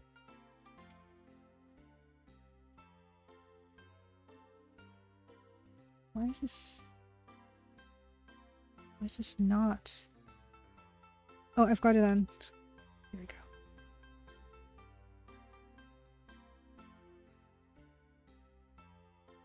Thank you, Pascal Broseph. See, that's a very good point. Yeah, like for me, I don't get abstract. Instead of saying this looks terrible, I go, I wonder what those other people experience that make them find abstract appealing. It's approaching with empathy by being curious about something I have little experience with.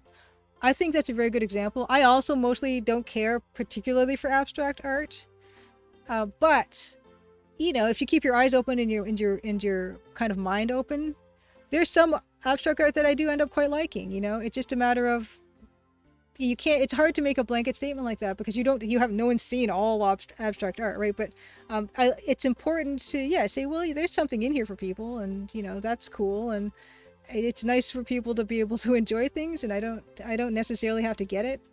I kind of operate a lot like that sometimes.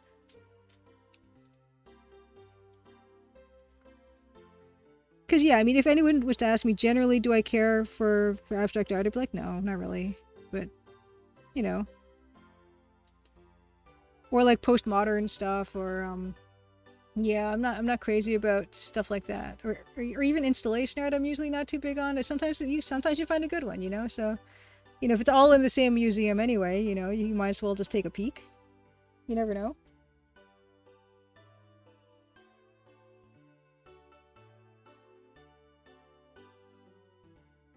Oh no, Davoy, no, I think everyone should get this sub ad. That's weird. What's a first subscriber? Yeah, I thought I applied that to everyone.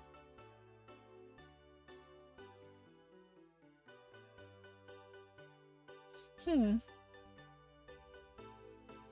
Oh sure, Bilkun. Yeah, Bilkun says if you learn about crafting history, or even in some cases just physics, you gain a huge respect for all the crafters in history: woodcarvers, sculptors, architects, painters, blacksmiths, the builders of the first electronic computers, etc. I read once that, by definition, the artist is the only correct judge of his or her work, yet of course we must all make money to live. That reminds me of one of the, speaking of, you know, getting exposed to like different groups of people and different cohorts, is that wonderful idea of those Paris salons that were happening during, you know, the turn of the century, like late 1800s, early 1900s, where artists would meet up with, you know, scientists and philosophers, and everyone would have these conversations that would link all their disciplines together in a really, you know, nice way. And I think we miss that a bit in our day and age, although it should be easier now. And Bilkin, thanks again. Thanks for the sub. Thanks for the resub.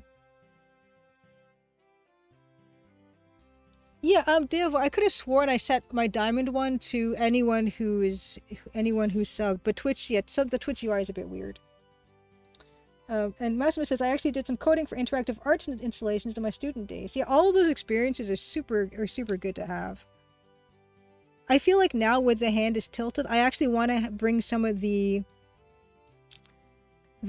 brown into the thumb. So we're going to explore that a little bit, I think.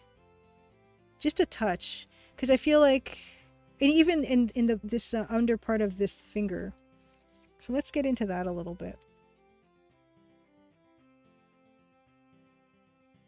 Yes, thank you. Dr. Teflon weighs in with this experience. So I used to mod a lot of stuff, create placeholder assets and stuff, and just making my own missions and textures. Now that I've moved more into the calm side of the gaming industry, it is far easier for me to go to the graphic design team. Okay, don't worry too much about how you send me a piece, be it a banner or something for social media. Do me a sketch and that will be enough. Because I'm so used to filling in the blanks, trusting my team, that I can grasp some of the finished piece. Yeah, that experience is invaluable, you know? Because you have this, you can visualize what's going on, right? And so that's kind of almost the draw of being a solo dev some of the time, is because you don't even have to worry about communicating aspects of different things. It's because it's all under this one umbrella that's you. And so there's not this need to where you have to do extra work to be able to pass on information. So any way that you can minimize the effort of, I need to give more information to pass on this information. That whole idea with like meetings and how long meetings take, and people have all these meetings to pass information, and that ends up really making a production time much longer because so much of the time is managing the flow of that information.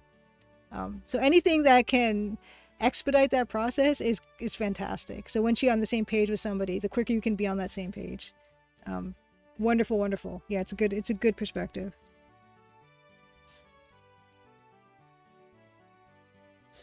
Ooh, so go with some. I don't know Salon de Refuse.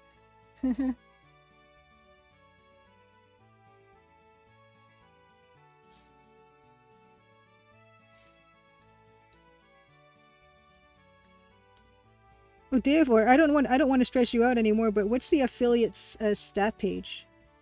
I don't know as much about oh man, that slipped. I don't know much about.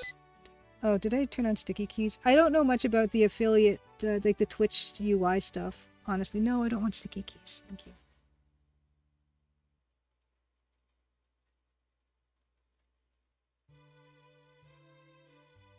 Oh, Bilkun, these are the best fighters that are mentioned by the 3 Mrs. W's in A Wrinkle in Time. Oh, sorry, I missed it. Bilkun, who are the best fighters? Oh, the creators, the makers, crafters.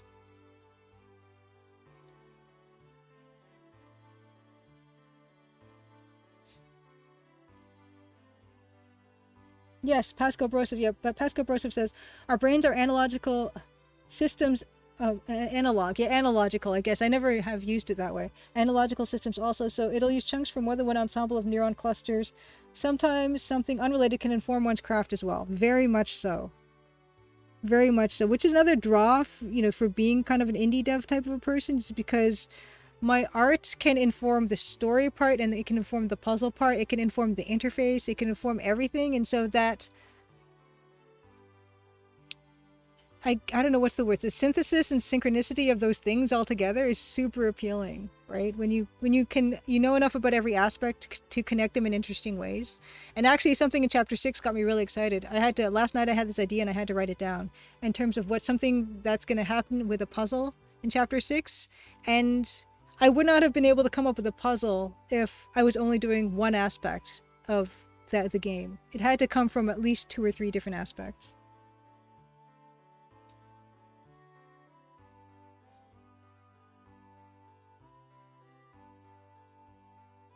Okay, yeah, okay, the dashboard, Dave, just the dashboard, got it. Okay, creators, crafters, and scientists, and pieceworkers, Bill Kuhn. Yes, Madeleine L'Engle, I really love Wrinkle in Time. I reread it recently, and it holds up. Adults can enjoy it just as well. And I do think all those people are worthy of a lot of, more celebration than they get. The 30 Helens agree sticky keys are awful. I'm sure there's someone out there who uses them, but it's not me. But I hope the people who do need them and use them are enjoying them, and I'm grateful for the feature, even though I don't need it. Maybe I'll put some of that gray, actually. Come to think of it, on this here. It's gonna make this thumb kind of stand out.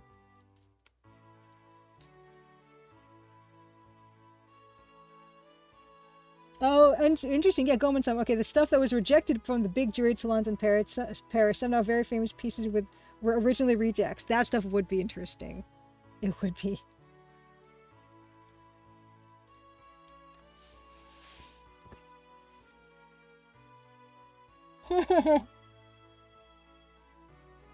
Cosmic Void 3. Okay, so I'll be the one to ask, what's with this chicken rotating in a pot? For me, it appears to be bottom right and on the left.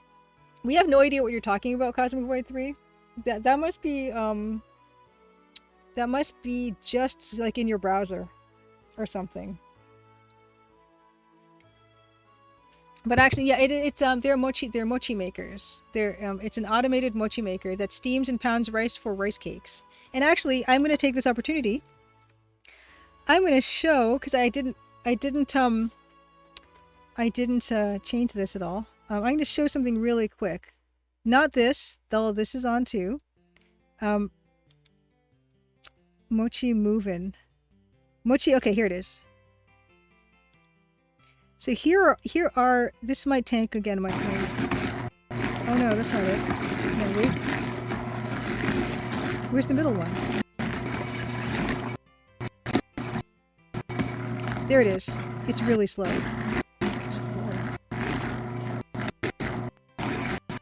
Okay, there.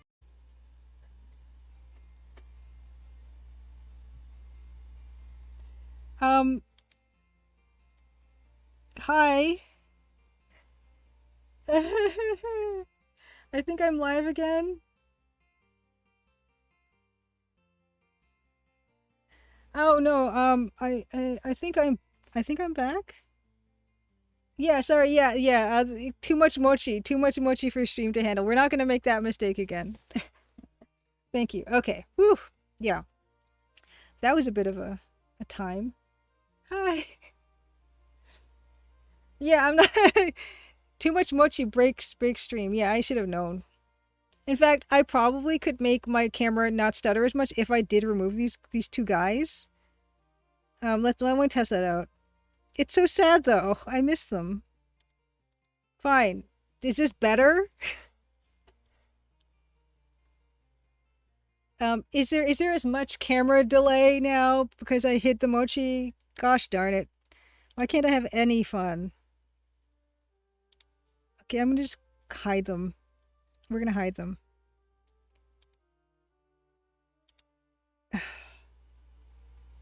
Yeah, I got rid of them here too. Okay, and let's get rid of the... I'm not gonna get rid of that one.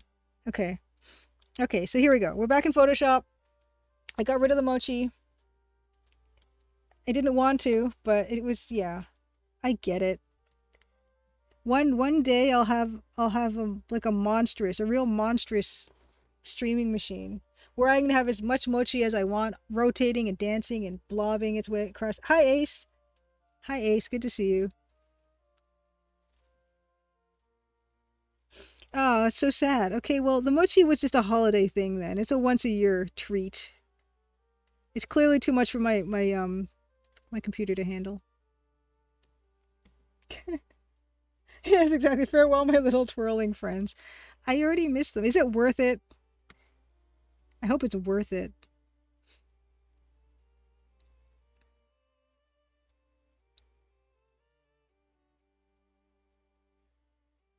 A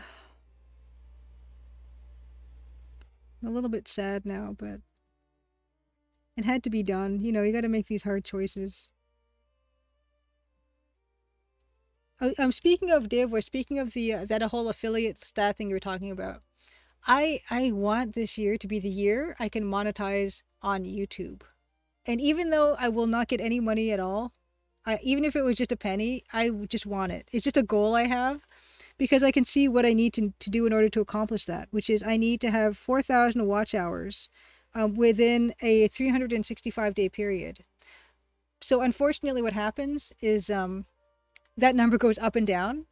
It does. You don't just accrue watch hours. It's only within a 365-day range. So if I had a lot of like views back in a month that suddenly I'm not counting anymore, then it goes down.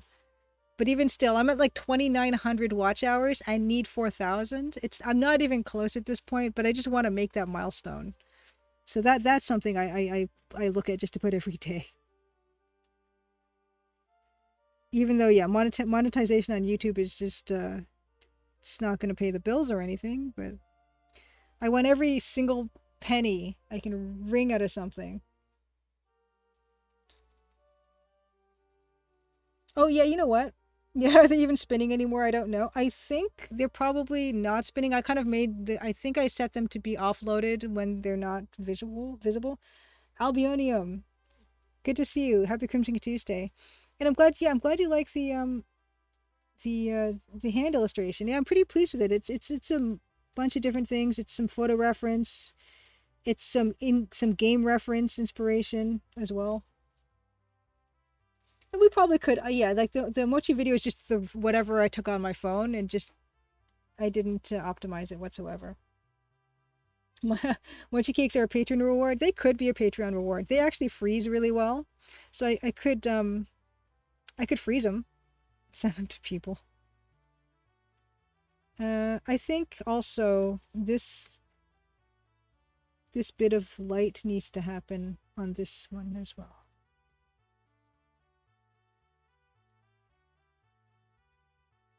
Oh, okay. Bilkin says dates have been posted for Vintage Computer Festival Midwest 2023 near Chicago, September 9th and 10th. Are you going to be there, Bilkun? That's awesome. Awesome, awesome, awesome. I like that that type of festival. Actually, come to think of it, I want this. Yeah, yeah, that's better. A better, instantly better to continue some of this light. Yeah, just one up, Mr. Beast. I cured 10,000 people's blindness, instant views. That's amazing. You know, yeah, cataracts. It's something that's pretty easy to fix, and it's so sad that it's just like, yeah. I mean, well, in Canada, I'm pretty sure my dad's cataract surgery was covered here, because he did get that. What's cool is not only did they do the cataract surgery, but the lenses they put in, I think, might have even been prescription, so he didn't have to wear glasses anymore, which is kind of amazing.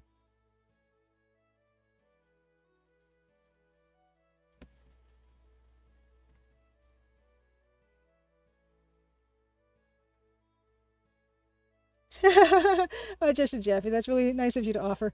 I can't watch the vids while I'm working, but I can keep them running in the background with the sound off to contribute to your watch hours. I have no idea how watch hours are calculated, how that works, so don't trouble yourself. But it's just my little thing, that just like a little goal I want for myself this year. I honestly don't even think it's possible because, like I said, they do go down, and I don't really post them enough, and I don't really get enough views to really put a dent in that. But maybe when the game launches, right?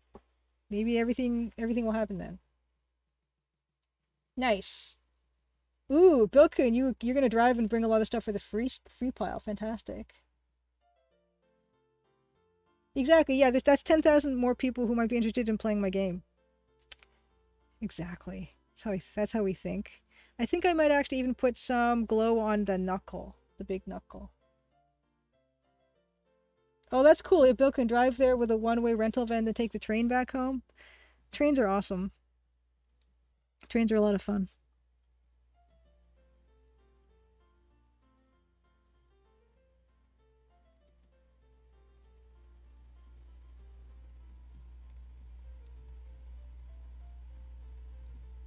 Yeah, I kind of like this. I might be going overboard, but if you think about it, yeah, that knuckle protrudes quite a bit. So I think it'll be fine.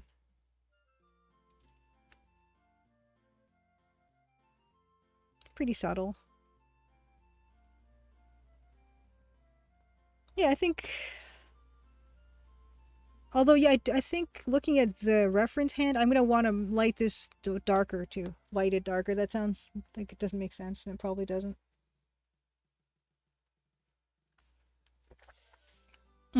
Yeah, Bilkin, yeah, what happens, yeah, if this year you also buy a lot of stuff that you want to you want to bring back? So maybe what you're gonna do is maybe rent both ways. Is there anything in particular that you're looking for in the market for?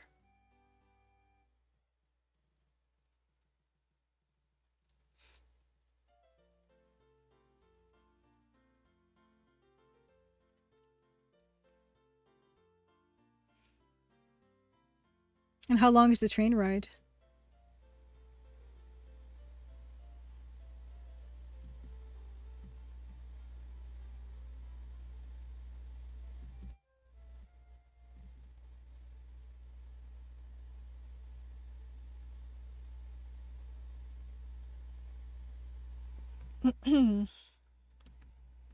Okay. Do, do, do.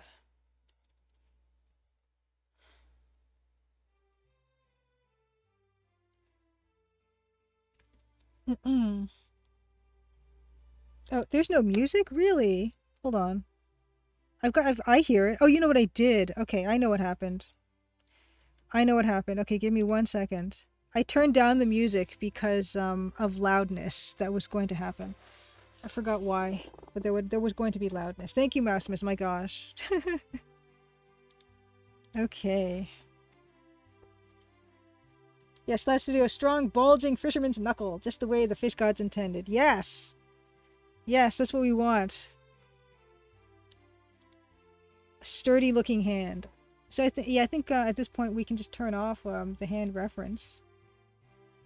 Take away this background that I stuck in here. Good. Oh, and what we have to do now is do the.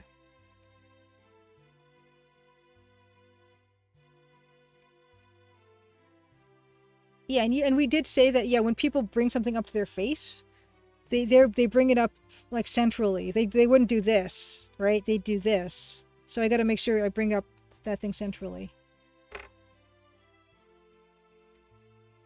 Ooh, Bilkin, 4 or 5 hours each way. Very nice train ride because you could stand, sleep, watch movies, use the toilet, etc. I have so much stuff now. Don't know what I might still want, but of course I said that last year, even after 2 trips to computer reset. Oh my gosh, Cosmic Void 3 asks, the the Crimson Diamond is going to be released close to its 4th anniversary or 5th. Oh gosh. Well, I have been working on it on and off for many years, but in terms of working fuller time on it, like longer, oh my gosh, probably 5th, probably 5th. Oh dear, oh dear. I'm looking at this in the context of the fisherman again. I can already see I want to darken up that nail, this nail here, so we're gonna do that. I'm glad you guys like this background because it's a background that I spent the least amount of time on, probably. It's just like a pattern. It's not even like foliage, so that's good. I'm really glad that it reads. So let's see here. I need to move this down, and yeah. So from this is vaguely where that is going to be like. So I'm gonna, yeah, this fingernail I want actually.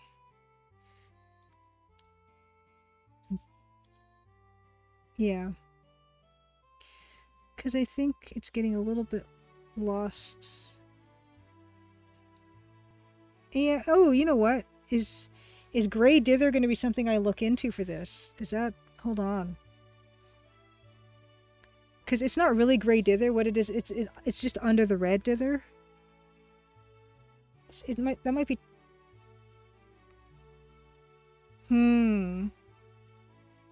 Is that too many colors? Let's just play with it. Yeah, you should do an outtake where he lifts it to his mouth and eats it. Ted Bob, I'm glad you like it too. Yeah, I just realizing that this shot actually needs a bit more contrast. Just depth, like more darkness. I think I might get in here and take advantage of what's naturally happening, which is this dark gray dithering. Yeah, I can see that. This might be good. This is the problem with dithering. When you start, you just can't stop.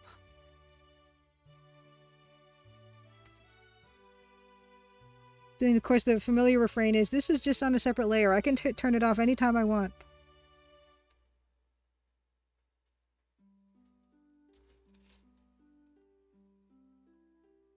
Oh, interesting. That's a good point, Studio. Instead of adding darkness, might you add some lighting from the fire to the bottom to add contrast? That is not a bad idea. You know what? We're gonna try everything. We're just gonna try everything. You know why? Because we can.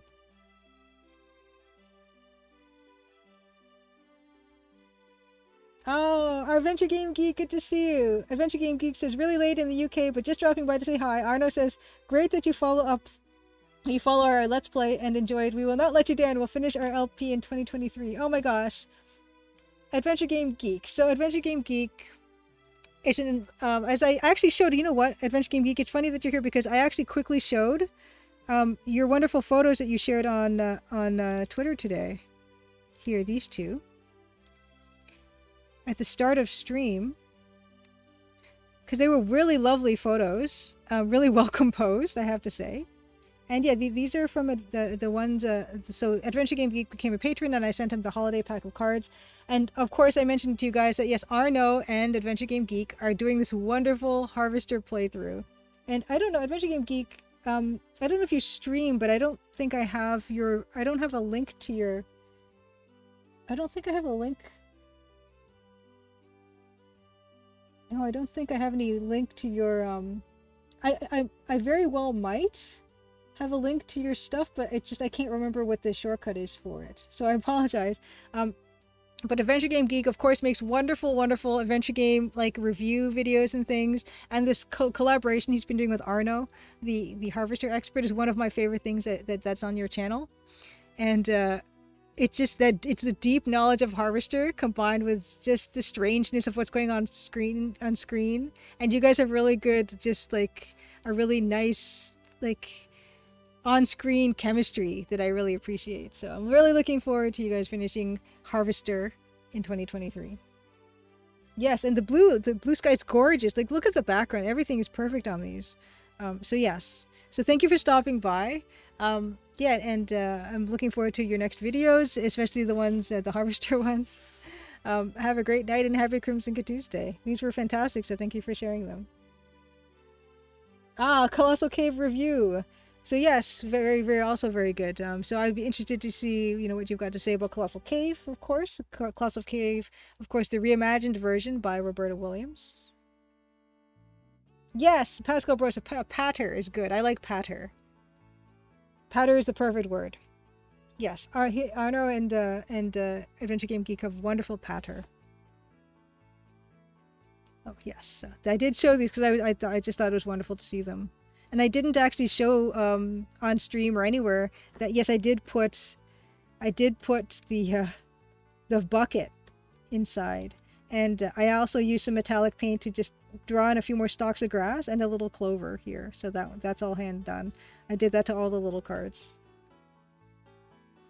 But I'm really pleased. This metallic marker does a wonderful job. It actually just almost looks like it's printed on. I'm really pleased with the way that turned out.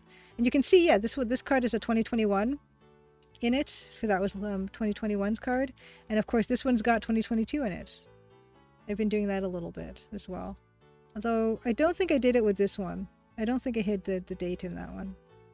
Anyway, that's that. Yeah, looking forward to your next review, Adventure Game Geek. Thanks for stopping by, as I said. And happy rest of your week and happy Crimson Tuesday.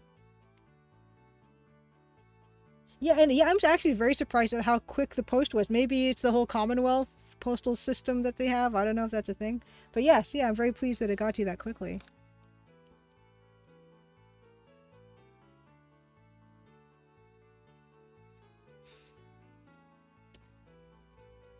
This might be too much dithering. Did I say that you can't have too much? Well, I might have done too much.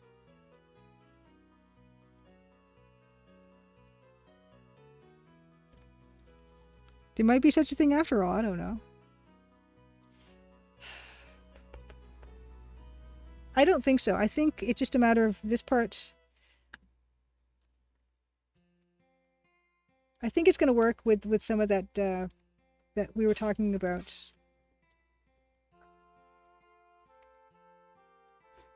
We were talking about oh, where's the, there it is. Okay, that's what I wanted. Having it dithered back, I think, is going to be the secret trick here. Okay.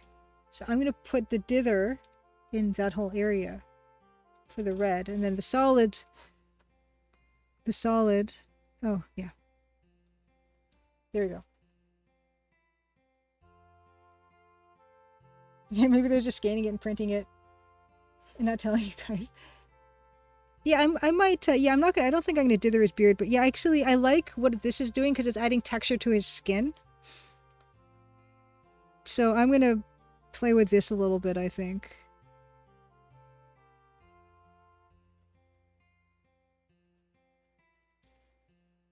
I kind of like it. Maybe it's not too much. This is just, I'm talking to myself. Don't worry about it.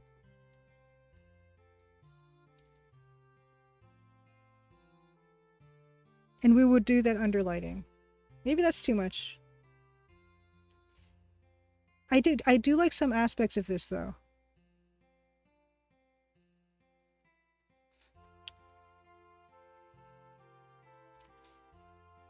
Actually, I'm gonna completely duplicate this whole group so I don't mess up anything too much.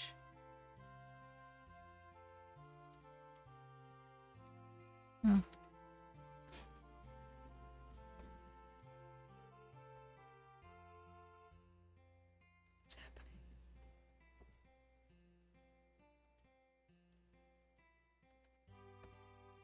Oh, wait.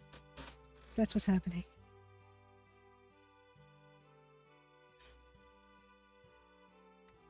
Okay.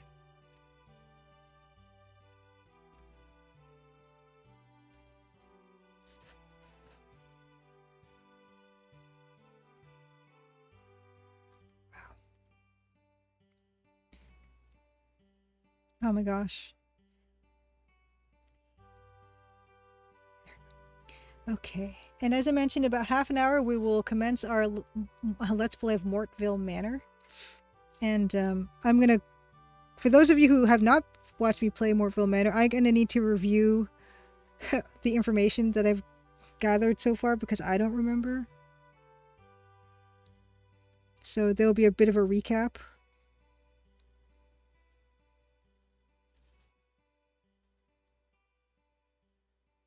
Yeah, I didn't have any. I'm surprised I didn't have any links for Adventure Game Geek.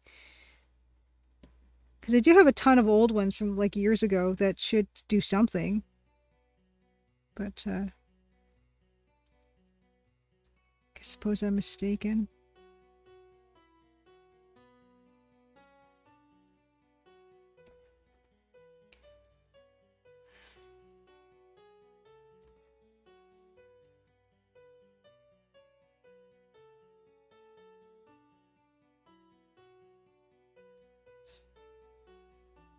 Yeah, exactly, BMD. You know a game is good when you have to do homework before you play it. Yeah, this game, my goodness. So I it's a mystery game, and so you need to ask questions of suspects, but they only let you ask about 5 questions before it stops. People stop answering your questions, and if you restore the game and ask them different questions, they remember that you asked them questions, even though it's restored to a previous save point. So what I've done is I've actually just decided I'm going to just restart the entire game and ask everybody all the questions. Because I find it upsetting that the game won't let you just ask as many questions as your heart desires. Something that's not going on here that's bothering me.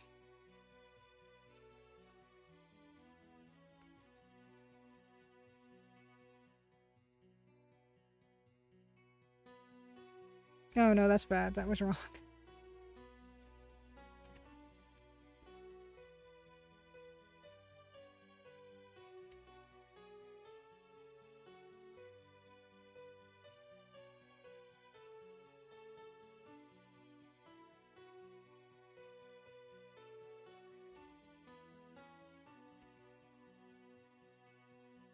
Maybe it's just too much. Yes, class participation for Let's Play. Yeah, I don't know. I don't know if anyone's going to remember any aspect of it besides me.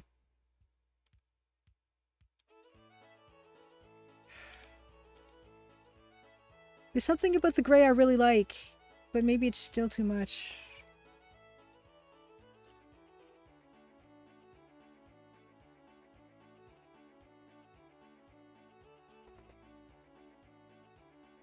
Yeah, you should have told you guys to take notes.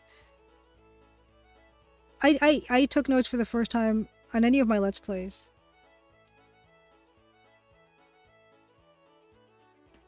Maybe that's better. But I do want to try adding some firelight to the underside of this, because it is quite close to the fire. It's closer than any other part of him, so there would be firelight. So let's do that. And where's our handy dandy? There it is. So let's try like a touch. Oh, yeah, it would have to be animated, wouldn't it now? Maximus, the firelight.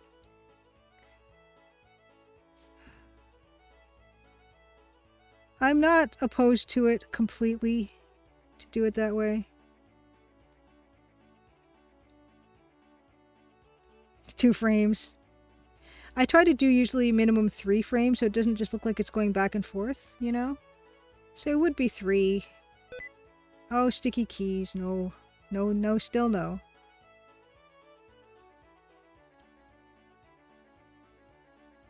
I'm just kind of roughing this in to see if this is a good idea or a bad idea.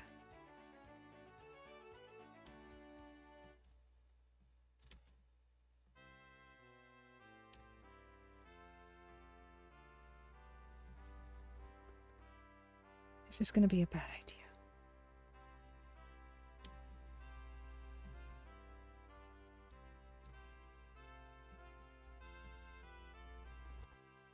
Maybe that thumb, maybe the thumb is a bad idea. Aw, Vilkun. As I said before, when adventure games stopped requiring the player to take paper notes, some of the magic was lost forever. I think, honestly, I think in the Crimson Diamond, it will be to your benefit if you do take notes. I mean, there is an in-game notebook, but I think having your own notes would probably be a benefit.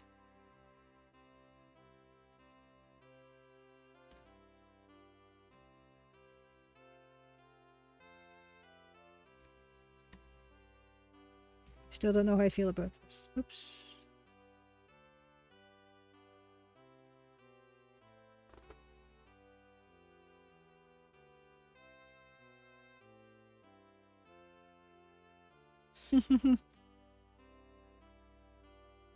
It can be really tricky, yeah, to walk that line between like magic and people don't have the patience for stuff anymore.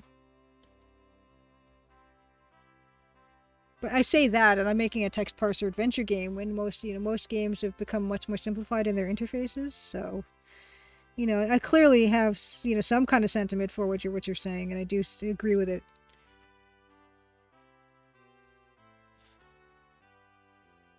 Ah, Slut Studio. I didn't know that. That's something I do have to play. Signal and Echo's demo. Signal and Echo straight up tells you to use a notebook, and I had a great time taking notes for the game. Yeah, that's great.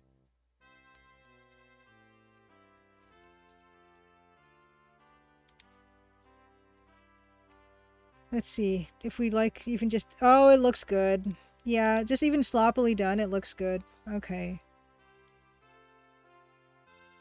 Yeah, okay, we're gonna have to do that. We're gonna have to.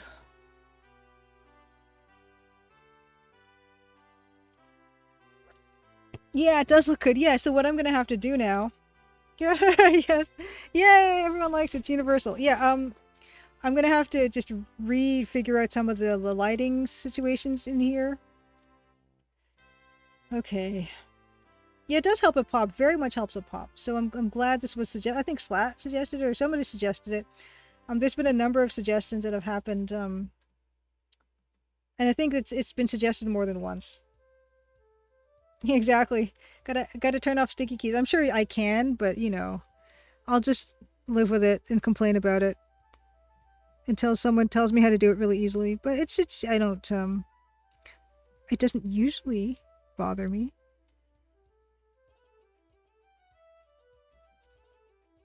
Yeah, so we're just gonna go in here, make an outline of these pixels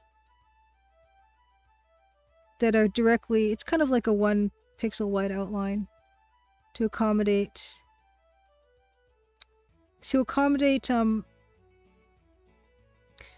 the glow, because I don't want the dark gray right beside. I don't want the dark gray right beside the yellow. It's the contrast is very high between those two. Ah, Bill Coon dislikes vignettes in general, but there are here the vignette actually fits because of the firelight combined with the importance of the diamond. Ooh. Oh no. Okay. Okay, hold on. Okay, Mr. Gel has it. Okay. Windows search. I've just put it back on myself. Okay, Windows search. Ease of access, keyboard settings. Sticky keys. Okay, so allow shortcut keys to start sticky keys? No. Yes. Okay, Mr. Gel, thank you. Thank you kindly. Hopefully that will not come up again. Like I said, if someone just presents me with a solution where I don't have to think about it or anything, yeah, I'm happy to. Appreciate it. I appreciate it.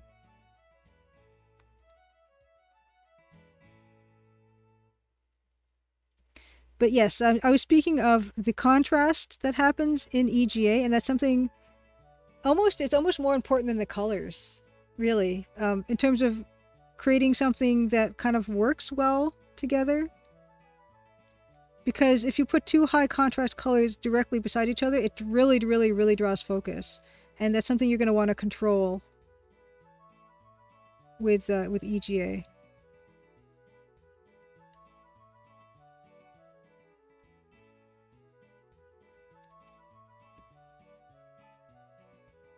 So let's see if we can just get into this.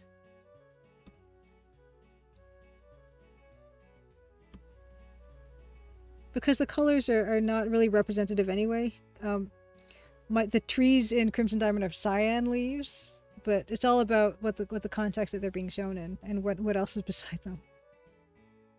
Yes, EGA is beyond control. EGA, it kind of very much depends on what's next to other things for it to read as something or other. But stuff like lighting and just about, I guess, with any type of art, when you're trying to recreate the effect of what certain materials look like, and you're working with like restrictions like limited color palette or low resolution, it can be one of the biggest challenges.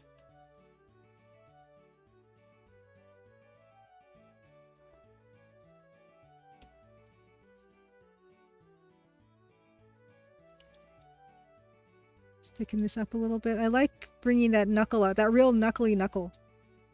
And just maybe adding a bit of attention over here too. And over here.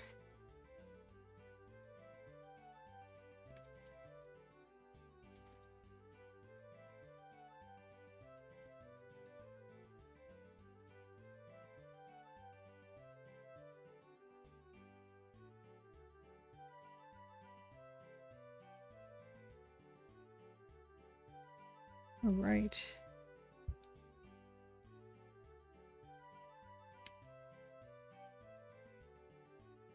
Yeah, Mr. Gel, good point. Part says part is giving up the idea you can represent detail and be fine with suggesting it.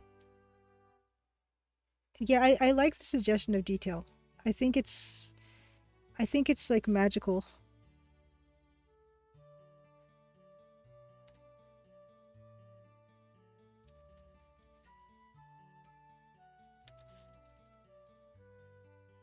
And also, you know, it can be less work. And that's a part I actually have trouble with when I'm drawing stuff like trees. Is I just want to draw every single leaf. But if you can just suggest the effect of what a leaf or a bushy tree would be like without having to draw every single leaf, then I think it's ingenious. And I need to get better at that.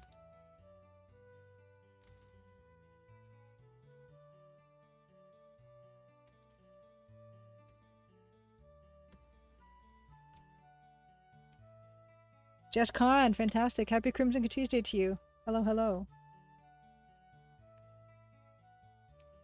Yeah, we're just we're figuring out the lighting for this old weathered old hand. I'm kind of enjoying the exploration of it. Oops, no, I don't want to do that.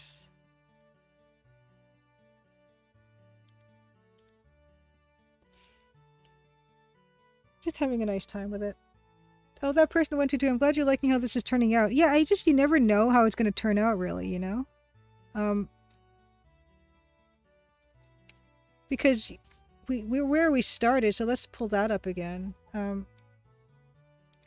This was, of course, the real quick sketch that I had in mind. But it's really nice to be able to come in and develop it and just have a nice piece for it, you know?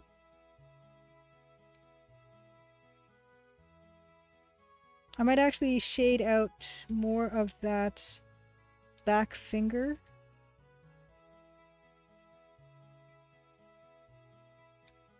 And this again is for like 4 seconds worth of 4 second Animation is what this is for. How are we today? We're doing well. So yeah, you missed the developer update, but I'm going to be starting on developing chapter 6. Oh my goodness, chapter 6 this week, because I'm just doing a quick once over from beginning to end of the entire game so far, chapters 1 to 5, and yeah, it's kind of holding together nicely. So I'm excited to work on the next chapter. Yes, exactly. It's going to be the most glorious 4 seconds that you will ever have. Probably not, but a pretty good 4 seconds.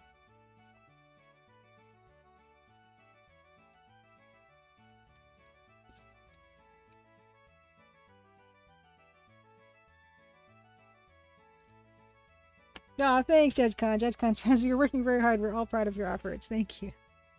I appreciate that.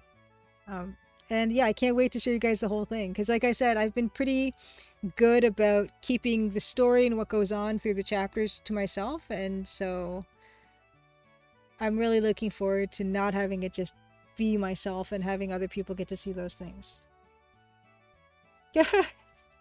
I hope so, Maximus. I hope the whole intro is going to be a chain of whoa moments. Oh no, I didn't want to do that.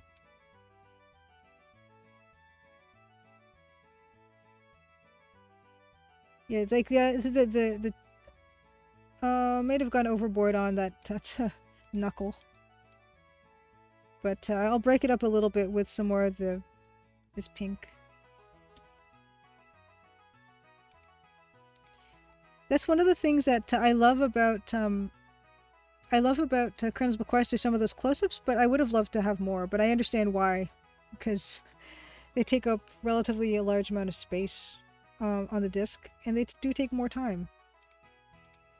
So this is my chance to really get in there.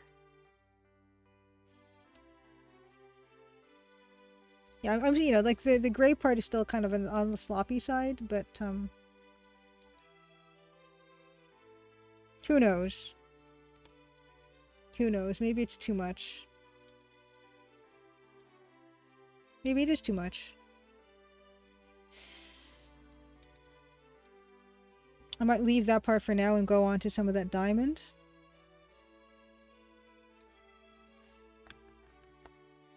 Simon K, good to see you, by the way. Happy Crimson Tuesday. Where will we be able to buy it? Steam, Itch.io, and hopefully GOG if they'll let me on there. Ooh, JustCon says, we had a good time in Beechworth for our anniversary. They have a brewery there called Bilson's Brewery. We don't drink alcohol, odd for Australians, I know. But they also carry 30 varieties of cordial, including weird flavors like gingerbread. That's great. Did you buy any? Did you buy any gingerbread cordial or any other flavors? Cordial is fun. I like that kind of stuff. And it's nice that you can go to the brewery and enjoy it and not really even be alcohol drinkers. Yeah, as we've mentioned before on stream, I don't and I can't really do the alcohol thing. I don't have that enzyme or whatever. So let's so this was, like I said, it was mentioned that this would I be able to use this diamond in any way in this piece, and I'm all for recycling, so if we can do that. It's actually not that bad, is it? Just use the same one, just size it up 200%. Too big. Okay, wait. Okay, not 200%. 150%?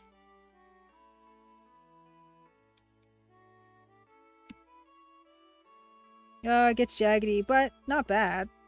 Oh, and then we rotate it.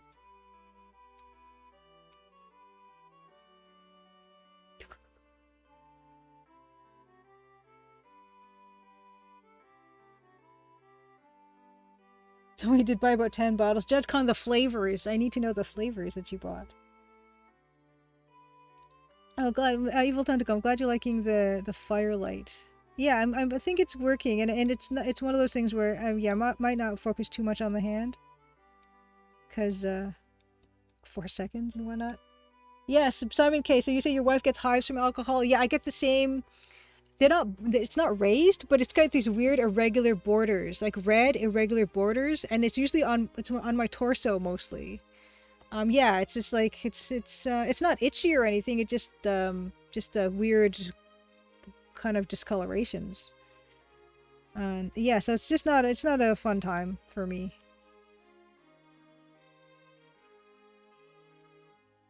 Let's see. So can we just use this one?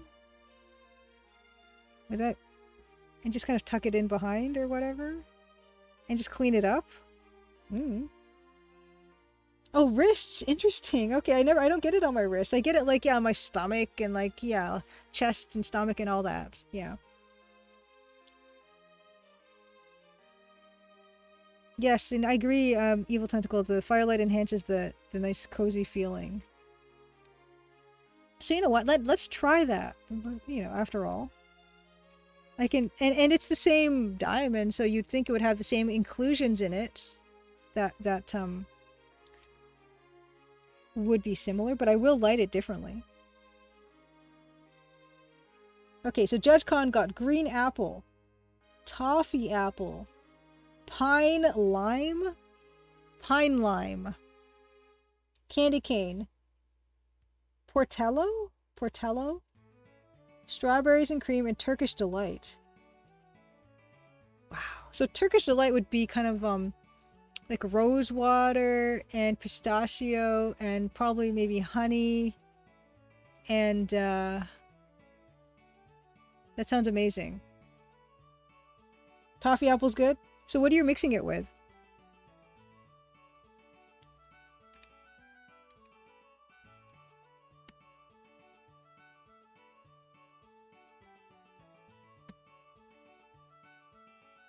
Pine lime. Pine lime? Is it portello? Is it portobello? Like it's like a mushroom one, or? Okay, mix it with soda water or plain cold water. That sounds amazing.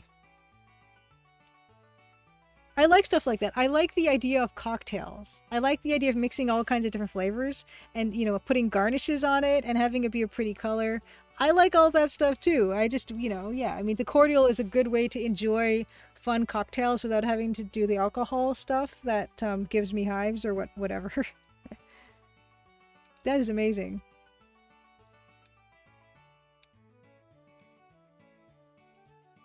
Oh, okay, Portello is like a port wine. Okay, I thought you were trying to spell portobello, and I'm like, ooh, mushroom. Okay, okay, pine lime is pineapple and lime. Okay, I thought it was like pine trees and lime. Pine lime.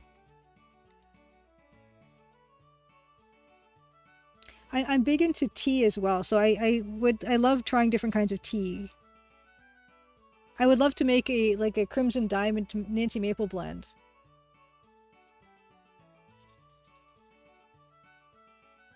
That's the kind of merch that I'm interested in. And it's kind of funny because Fourth Wall has they have candles.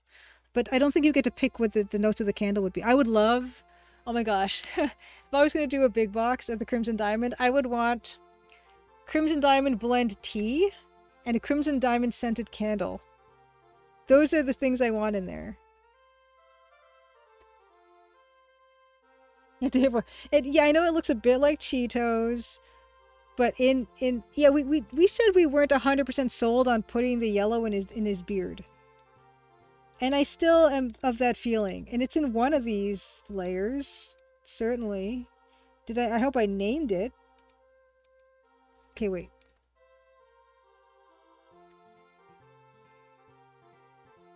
Okay, so it's in here somewhere. Yeah, we weren't 100% on that. Oh, here it is. Right, of course. Yeah, there it is. We might not put the Cheeto crumbs in his beard after all. Who knows? In fact, it might be better without. And I also, like, there's some weird yellow bits in here too that is that still in here? Oh, okay. Oh. Okay, there it is. Okay. Yeah, we might not. Yeah, we might not. It's a possibility that we might not, because I'm kind of looking at it now and I'm fine with it without. Just on some of those high points? Yeah, that's probably better. You like it with a Crumb's evil tentacle. Well, they're still there if we want to bring them back. Just mushroom cordial sounds absolutely feral, but I'd try it. I never had a savior cordial. I feel like it'd be like drinking vegetable stock. It would be exactly like drinking vegetable stock. Like a cold soup.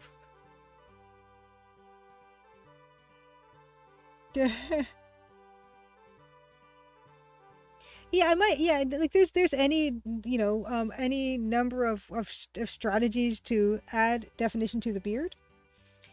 It could be dark lines, for sure. Okay, some of the other flavors. Okay, let's see these things. Pine lime. I'm glad. I'm. Thank you for explaining that one to me. Cause wow, pine lime, mint julep, lemon, lime, and bitters. Okay, I'd get that one. Coconut lime, brewed ginger, spiced apple, and raspberry vinegar. Lemon, lime, and bitters is my choice. Yum. Yeah, exactly. Yeah, Mr. Gel, like, yeah, you drink miso soup like a beverage? Yeah, why not? Soup cocktails, it's the new thing. We just invented something.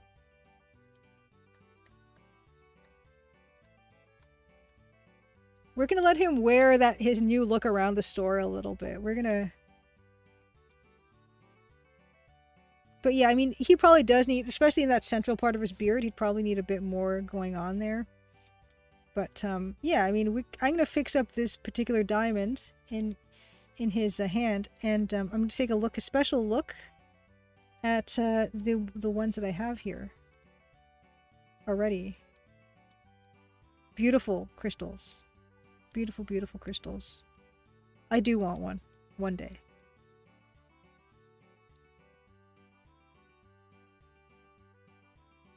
Ooh, they'll do you a cold one to go at the soda bar. Nice, man. Yeah, it's one of those things where, like we have in Canada, in Ontario, we have the Niagara region, which is supposed to make, I suppose, supposed to make nice wine and stuff. But yeah, it's just one of those things where if it was just any other drink, if it was tea, I would totally, go. And I even think we've talked about this on stream once, where it's like I don't understand the logistics between doing a tour of wine country, because doesn't that just mean you're drinking and then you're driving to another one, and then you're drinking and then driving to another one, and then drinking and driving to another one? I guess you could do a tour bus.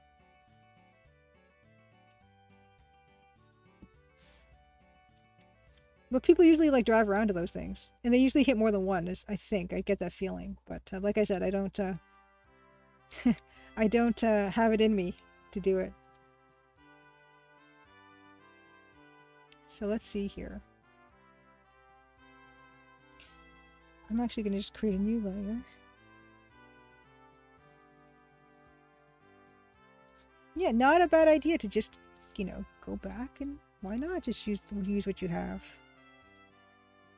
It's the same one. I mean, why wouldn't it look the same? Kind of.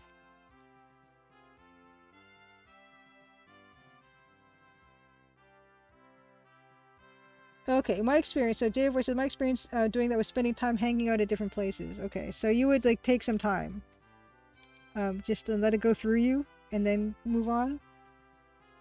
Okay, pros don't drink wine when tasting; they taste and spit out. Okay. Felino, good to see you. Happy Crimson Tuesday. Is that the Crimson Diamond because it looks blue? Yeah, it's just a matter of like just having it be like the gray is kind of boring. So this is artistic license.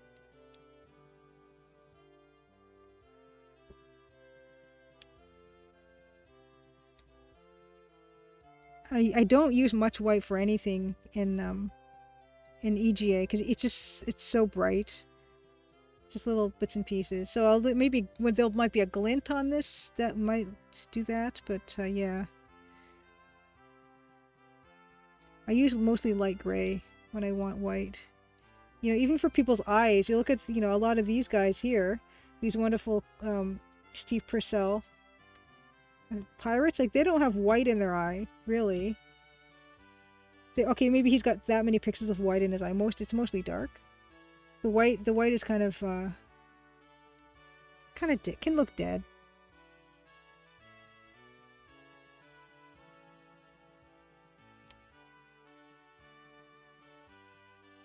Well, it looks very cool. I don't know if I've ever said that, but I look sometimes and enjoy from afar. Thank you for your lurking. I appreciate it very much. It's good to see you. Oh, please, Slat Studio. Okay, Slat Studio says, I have announced Betrayed Alliance demo releasing in February with a trailer. Would you mind if I link to it? I demand that you link to it, Slat. 100%. Do it. You know my favorite kind of game is the EGA text parser game. They're I can't even say. Yeah, there's a few of us doing them, and I support every single one of you out there. There's of course Kidney Games, Signal and Echo. There is a Slash Studio making Betrayed Alliance. There's Cosmic Void 3 who just released Tachyon Dreams. There's Dave Lloyd who did Telwinium. EGA games, gorgeous EGA games. If you make an EGA adventure game, I'm like an instant fan. Please overlook the typo. Oh well, Dave, the white can dither pretty well with yellow, or it can dither pretty well with maybe this light cyan. In Quest for Glory 2, they dither the white with the yellow really well in like the Shapir Plaza. But yeah, it's very bright. I do avoid it. Oh, Day of War. Day of War. I'm so sorry. I always forget somebody, right? No. Oh my gosh. The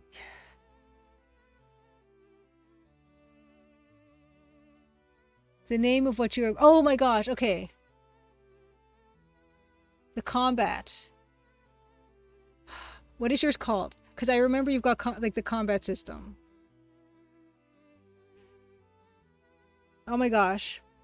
Please, please, please.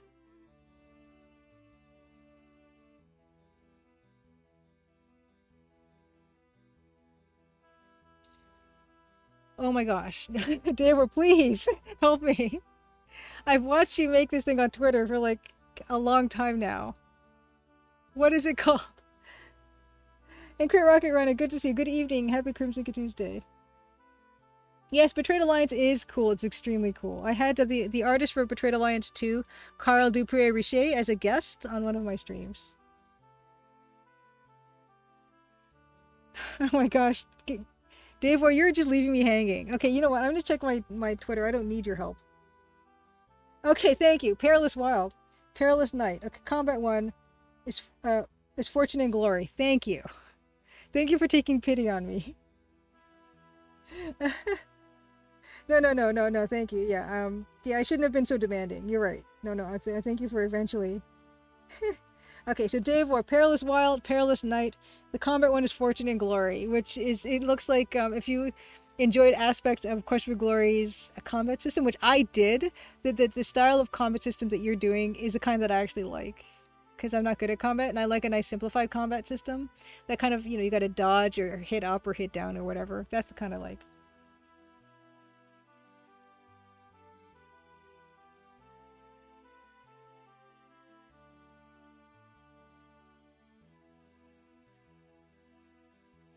I'm very excited about the design doc for Fortune and Glory, Dave, where it says, I'm excited for you.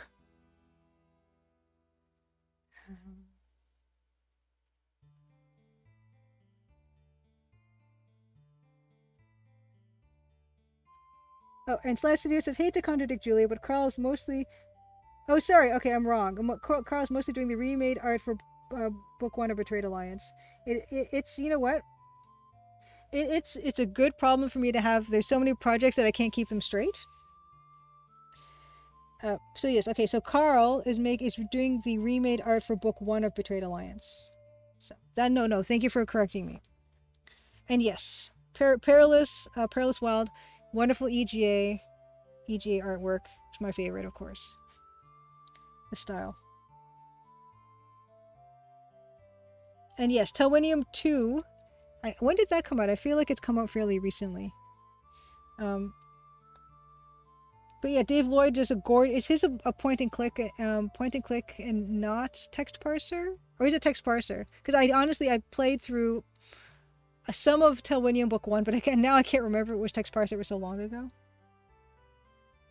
Yeah, point and click. Okay, yes, it was point and click, and it was using what, a Unity plugin or something to make. It's gorgeous. Dave Lloyd does a gorgeous game. Yes, forgive me, Dave. I'm Dave. I'm gonna write this down so I don't forget it again. Because I should know, because you're here all the time. Dave War. Perilous Wild. Perilous Night. Fortune and Glory. Yeah, 3-icon system. Yes, I did play something. Like, that just goes to show you how bad my memory is. It's just no good. Oh my gosh, it's 10:35, you guys. I've been having such a lovely time doing this that time has just flown right by. Okay, well. So, it's already looking better. Yeah. Pretty pleased with how that's turning out. If the broad strokes of that hand are getting there. I mean, I might work on the shading a bit, but it works. Oh, wow. Viking Blonde. Viking Blonde, thank you so much for the raid. That's fantastic. Thanks for being here. Happy Crimson Tuesday is what we do here. We start around 8 p.m. Eastern every Tuesday. What you're seeing right now is artwork for my game, The Crimson Diamond. So this fella here, in the glorious EGA palette, is what we're working on tonight. Thank you so much for being here. PSV3, what ho! I like that. That's perfect. Brickmaster E, Angel. Oh wait, I've got a spot on this. Okay, Angel Colina, Viking Blonde. Thank you so much. Thank you so much for the raid. Welcome, stream people. Welcome raiders. Yeah, so I was mentioning, yeah, I do stream on Tuesdays, 8 p.m. Eastern start. When I do an art stream, which is what tonight is, I also will cap off the evening with doing a Let's Play. I've been playing through some EGA adventure games. Some obscure, some less obscure. I played Indiana Jones and the Last Crusade, EGA version. Rise of the Dragon, EGA version. But I also played some stuff like Personal Nightmare. I've played Sorcerer's Appraisal. I'm playing Mortville Manor currently, and that was just something I recently started up. So adventure games and EGA are kind of my thing. So if that's your thing too, then I think you'll like it here.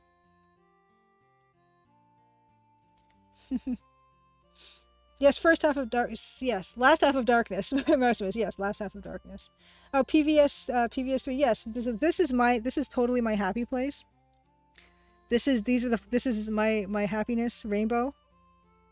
And yeah, so this artwork that I'm doing here. So my game is an adventure game, so it's got a very linear story to it. But I don't do any spoilers here on stream. This is all like. This is all demo stuff. This is all in the demo, so you won't be spoiled at all.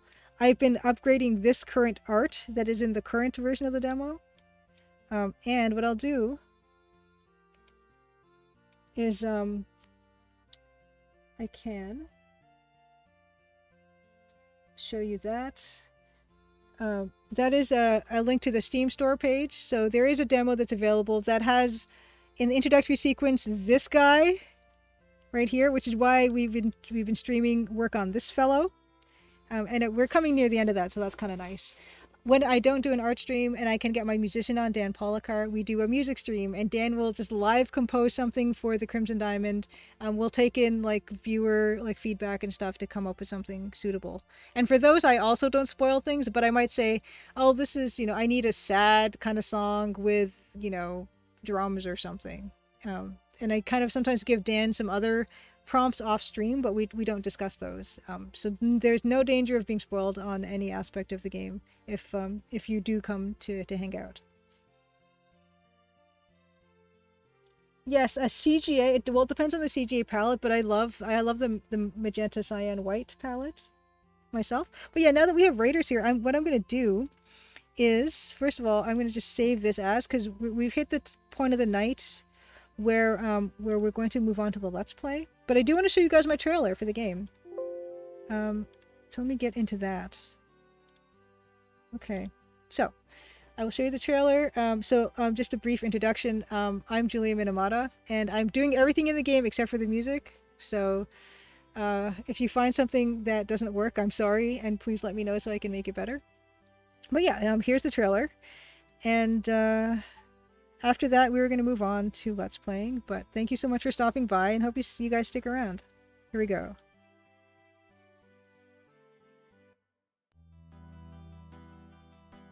Crimson, Ontario was once a prosperous, lively mining town. But that was a long time ago. Now it's quiet, nearly deserted, and some folks aim to keep it that way.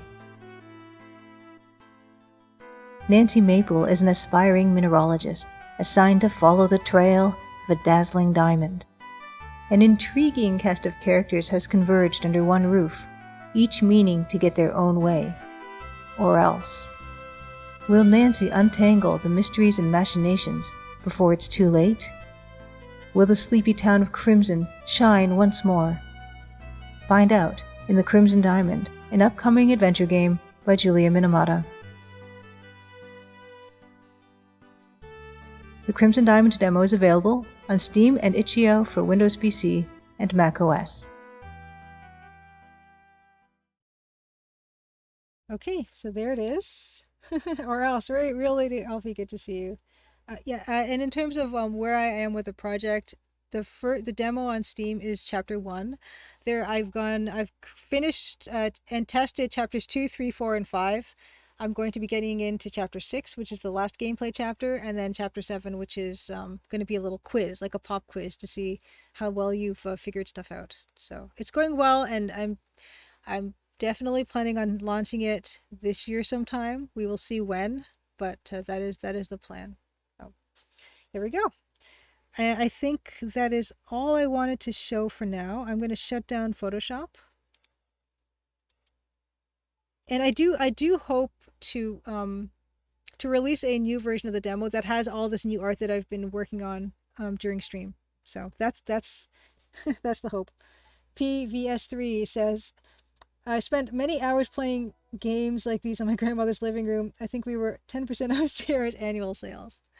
Yeah, I these are kind of my fond memories, and so when I started to make a game, it's where I'm like, that's what I want to make. I want to make more of that. I want more of my childhood. I want to go be in my happy place. So thank you PVS3 for the follow. Thank you Brickmaster E for the follow.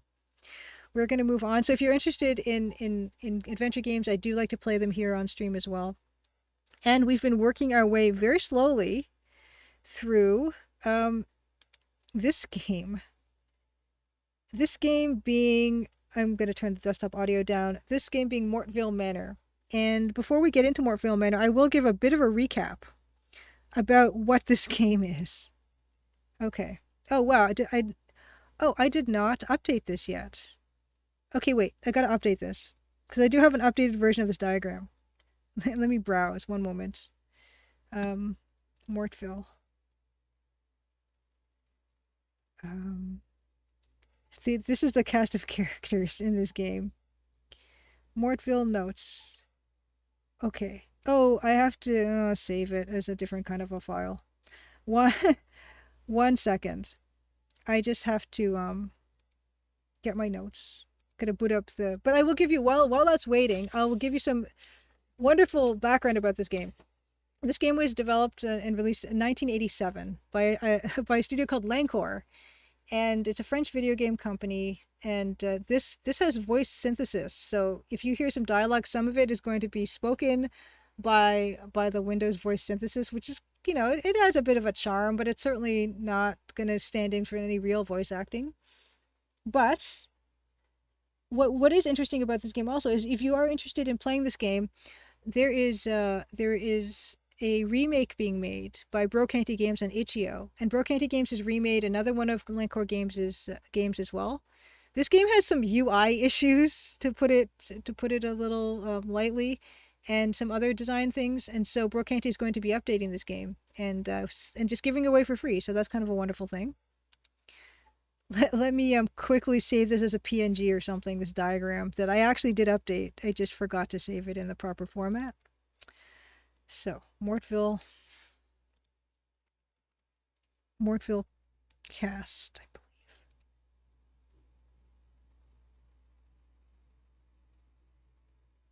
Please be the right one. Please be. Yes, okay, thank you. Okay, good.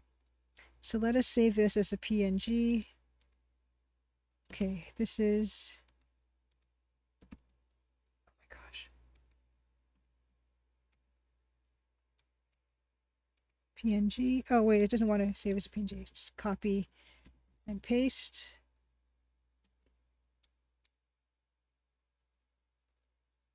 Okay, save this as a PNG.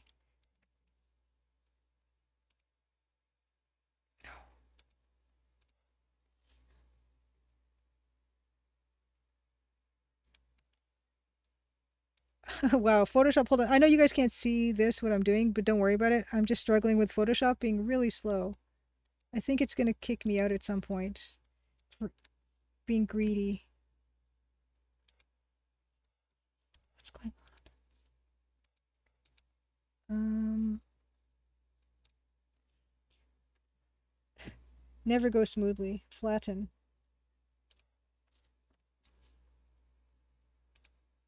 Okay, here we go. Mortville cast, Jan 31st. Wow, it's almost February. That's terrible. Okay. Right. This one. Oh, no. This one. Cast. This one. Okay, here we go. It's going to happen. So here is the updated Mortville. What?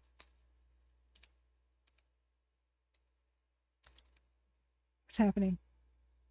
It's not updating. Of course, everything is going perfectly smoothly. Browse. Cruise. Oh,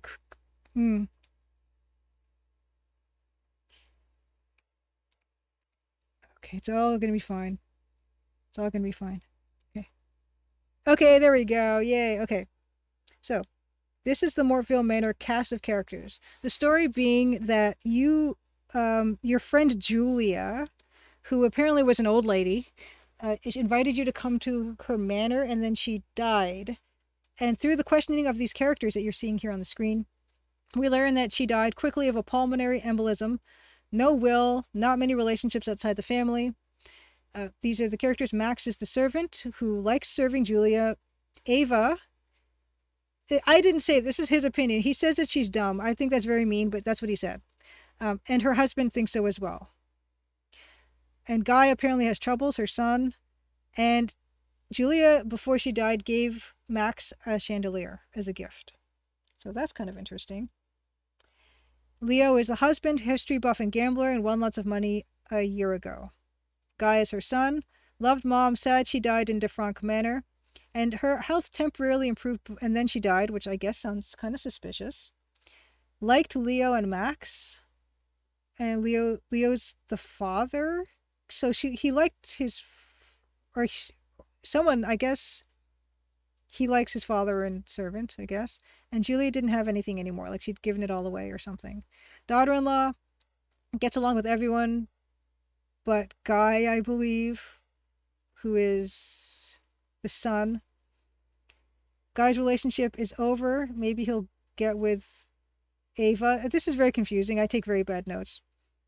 Julia didn't have relations with many people, and her latest gift surprised me like everyone else, but Ava did not tell us what her present was. These people we have not talked to yet. Pat, Bob, Ida. Luke is Ida's husband.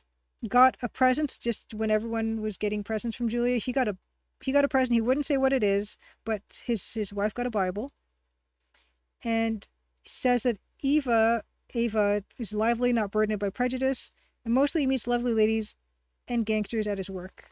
And says Ida is personable, his wife, which I suppose you would hope that he is, or he would feel that way.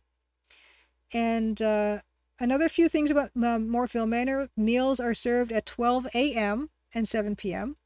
There's a 10 a.m. mass at chapel every day, and there is something called the Walls of Silence, that is the mountain range that kind of surrounds the house. Oh, tag change. Thank you, Mousemans. My gosh. Yes.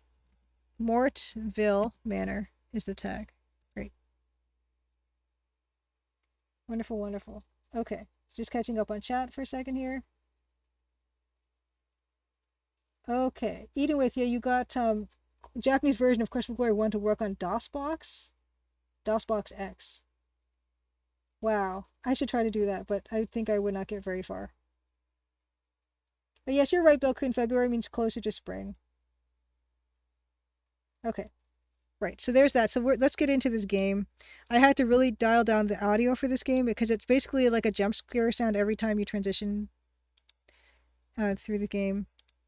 I have it open right now because all I've been doing currently is just trying to question everybody in this game. And you noticed from this is that there's a few people we still have to talk to.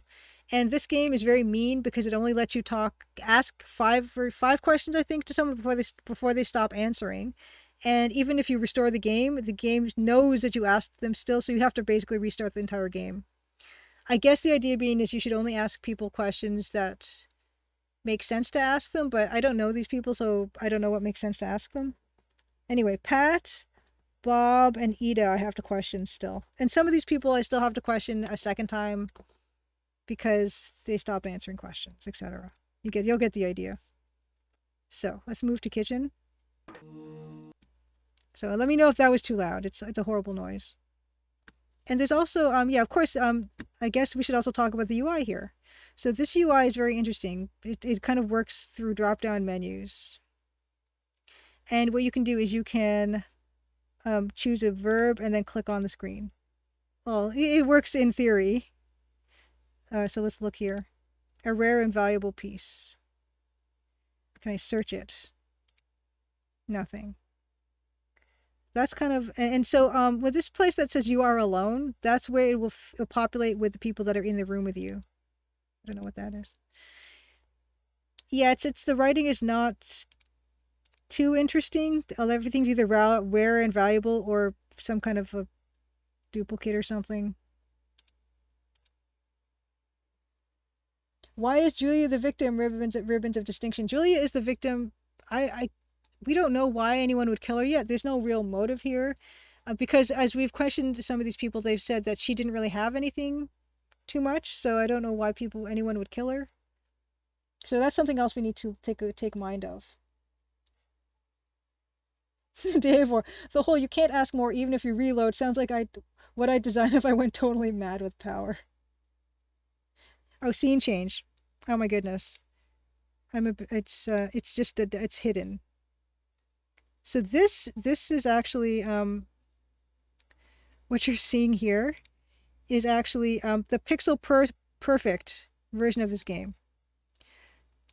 When I was kind of showing this game before, I was not showing it to its best advantage because, as you noticed in my diagram that I had, the characters kind of looked kind of irregularly striped, I guess is the way I'll call it. So I'm now showing it to their best advantage. So all the beautiful stripy lines are where they should be. Even, nice and even. Good. Yeah, we don't know why anyone wants to hurt this woman. But yeah, I mean, I guess while I'm here I can... Oh, time is passing. No, it's not Julia's remains. Oh, maybe her body's here somewhere. I mean, not in this kitchen, but I mean, there are bedrooms.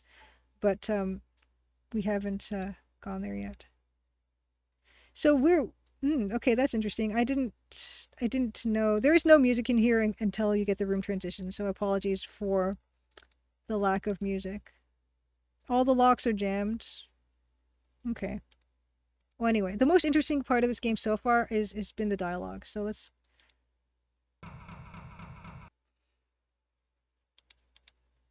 So, move. Choice on screen. So some of these I've already kind of been to. Oh my gosh. Is that too loud? Wow, okay. It is an interesting way to do dithering. Oh, look, a bucket.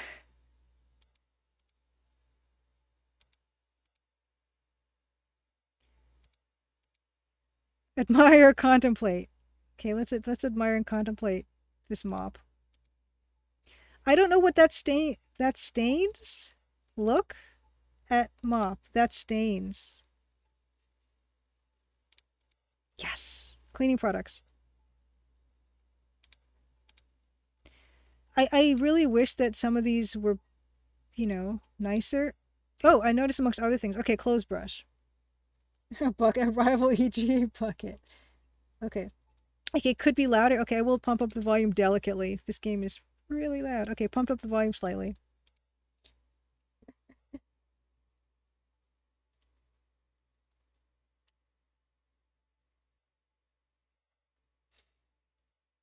Yeah, TV Prime. I'm super interested. The fan remake of this game is going to really take into account all the different ways you could see display the game. So the Amiga version, the EGA version, VGA version. Yeah, so this is really nice. Can I take it? Act. Smell. Can I smell it? Sniff. Um, can I read it? Got an itch. So yeah, the scratch part is scratch myself with the brush. Look, admire, contemplate. I'm gonna take it. More? No, no, no, no. Oh no. This is great. First of all, the graphics are good. They are quite good. And I do really like the stripiness and the dithering that's happening here. Look. Okay, I don't I want to take everything. Take. Okay, I need to do that again. Oh no. No, scratch. No. Okay. Take brush, take brush, take brush. It's great. Ooh, it's bad for me. I'm gonna turn that down for me. Yeah, the Amiga version looks really quite nice even with. PVS3. This game needs 1080p brush art. I don't think the remake is gonna do that. The remake, for the most part, is going to just faithfully recreate. Although they will have voice acting, like actual voice actors. Ooh, the other cupboard. It's really pretty. It is. Oh, there's a Valheim update. Yeah, I don't like having to look up stuff when I'm playing a game. It's excellent. I mean, sure, you can have your Amiga version or your VGA version where you don't get any of these techniques that we're seeing right now, but look, just look. Look at this. I'm so sorry. I think it's the best thing.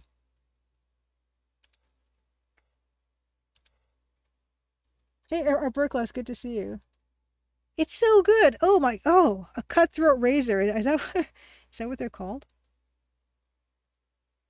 None of these do anything, right? Am I mistaken? Ooh, no. Oh, I don't know. I don't even know why I bother. That's that's quite a bounty, right?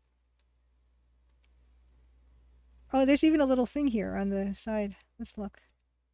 Can I take things? Can I just take things without even knowing what they are? Let's take that.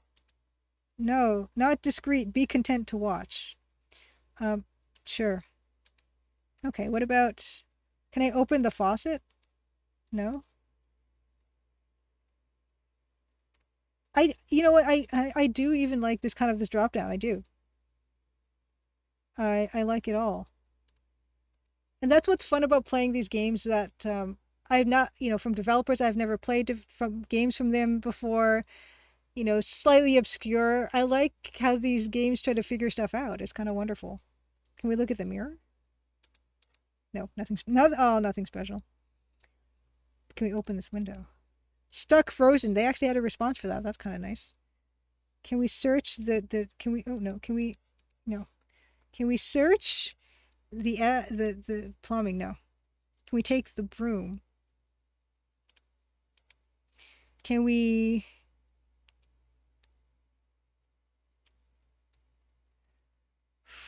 I guess we're armed with the hairbrush. Let's try this clothes brush. Your move. I'm not entirely sure how to use the inventory items. Um, like if I wanted to use that on the tub, what would I do? Put? No. Pose?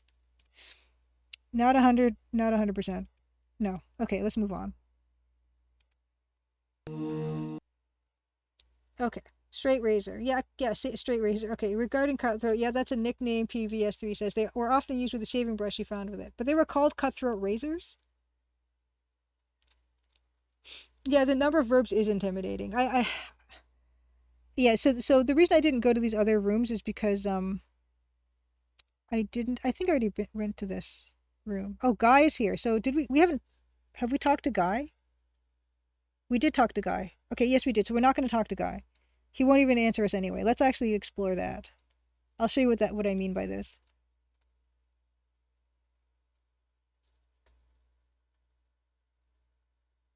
Okay, PVS3 said probably not possible with the tech, but I always wanted to click the object first and then have the game give me a verb list. So much wasted time trying to figure out which verbs even apply to. Like, can I eat the soap? Should I try that? Yeah, that's what I love about these games is that people have different ways of figuring out how to solve those problems, and it's a really nice education. And Art Class, I don't know if I can enter all these rooms or not. I think one of them was locked. There's a lot of rooms in this. Okay, so let's talk to Julia's son. And I believe that we've already questioned him out. Oh. A woman like there is no more. She's interested in everything. So okay, so this is Guy. So I don't know, maybe when time passes people will answer more questions. Ida, interested in everything. People really like her, I found. A woman like there is no more. So I get the gist. No women like this anymore. So remember, this was translated from French.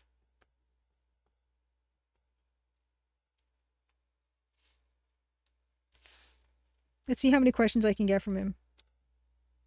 And so I did mention that. So this guy does not have voice synth for whatever reason, but some of them do. Let's ask him his. Okay, so he doesn't have a job. No job. So his mom had bad health.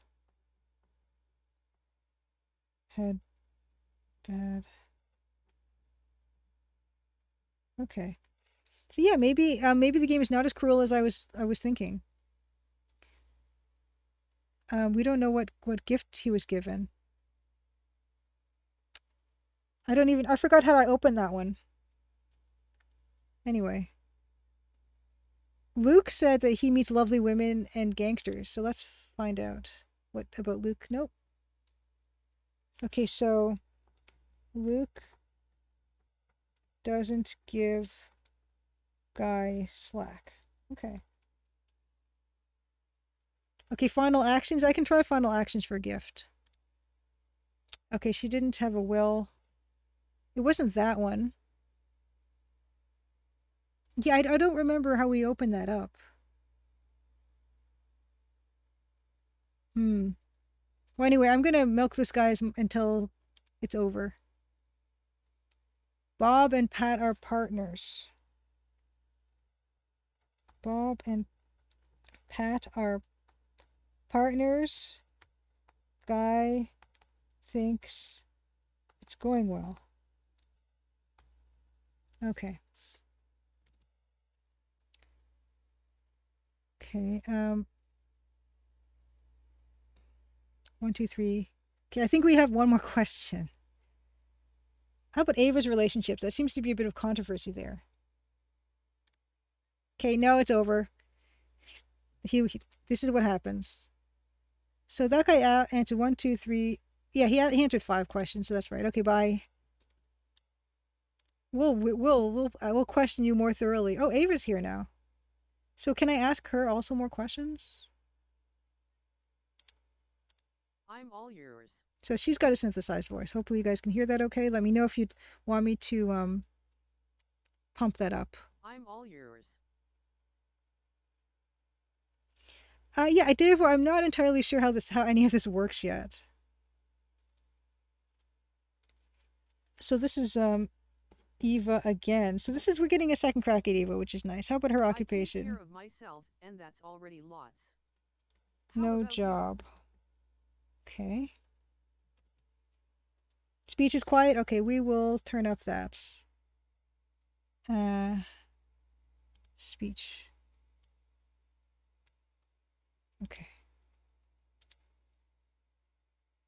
Let's see. Luke. The jewels. Okay. Regarding Luke's job. The jewels. Okay.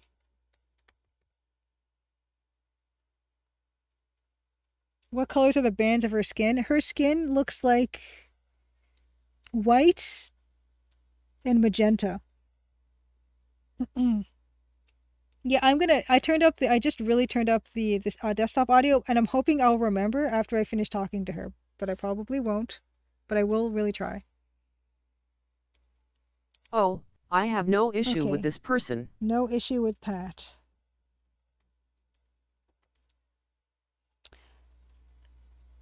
There's a blue. Okay, so yeah, so the it's interesting. So it goes from magenta and white to yellow and bright red to bright red and brown to dark red and gray, dark gray. It's really something, right? It's really, really something.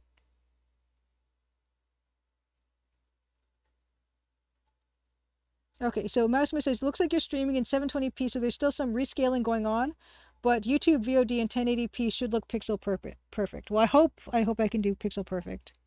Because yeah, I didn't adjust the size of the window or anything. Um, but yeah, it's a kind of a work of art, isn't it? The way they're solving these problems. Instead of having 5 different colors, you're gonna do your best with what we have. Okay, let's find out. Guy said he doesn't have a job, so we're not gonna ask about Guy's job. Let's her husband Leo. He is a history enthusiast and a Okay, we gambler. knew that. That's a bit of a By the waste. way, he won a large sum 1 year ago. What about one Ida, whom everyone loves? She has probably not very fulfilling Okay. occupations. Regarding Ida's job, probably not very fulfilling. Okay. Either way, the synthesized voices remind me of playing with speech functions on a System 7 Mac. Yeah, Brocanty Games will be doing a fully voiced version, which is kind of nice. And I think she's going to be done with us by now. Let's ask. Him and Pat are partners. I think it's going pretty well. Okay, so she also said the same thing about these guys. Or them. I don't know who they are, actually. So she's answering a lot of questions. You are too Okay, curious. bye. That's it. That was pretty good. Okay, and I'm going to turn down the music. Because it's horrible. Okay.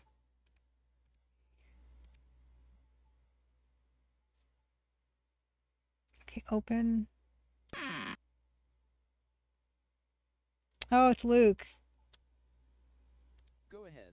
He's in the room? I don't... Is this your room? Okay, well, I guess we'll talk to him because we're here, but I don't really want to talk to you right now. But yeah, we have to open up that thing about her Apart gifts. from her family, not a lot of people. Alright, I'm gonna chicken out. Let's ask about She Ida. could stay there doing nothing, but no. She sews, she reads.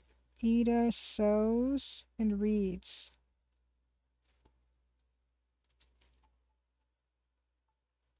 Oh, there's a trilogy that uses this kind of voice synthesizing ace?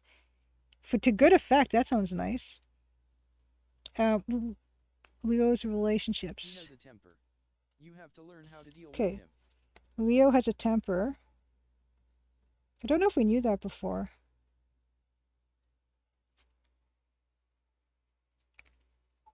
Let's see.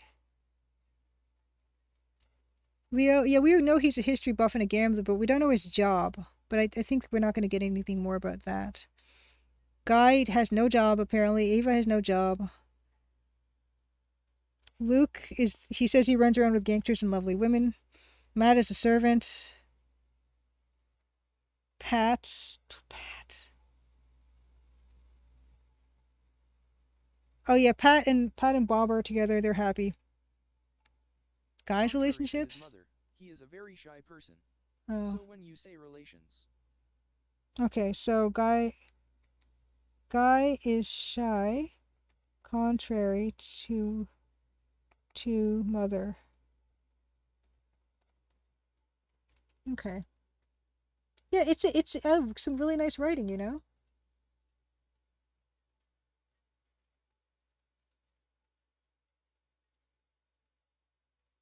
I'm enjoying the writing for what it is. I just kind of wish that the writing was a little bit more easier to enjoy. Grindislav, late night. Yes, good to see you. Grindislav, of course, is Francisco Gonzalez, who is making rosewater. Grindislav, are you streaming tomorrow at 1 p.m. Eastern for Wild West Wednesday? And if so, what are you streaming?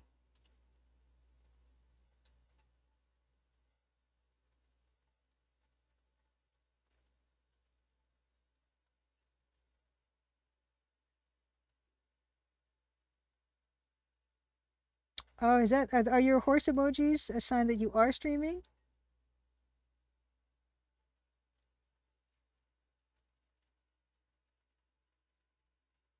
All right. So, Luke, I guess this is nice. So when time passes, people are open to new conversations. So, what about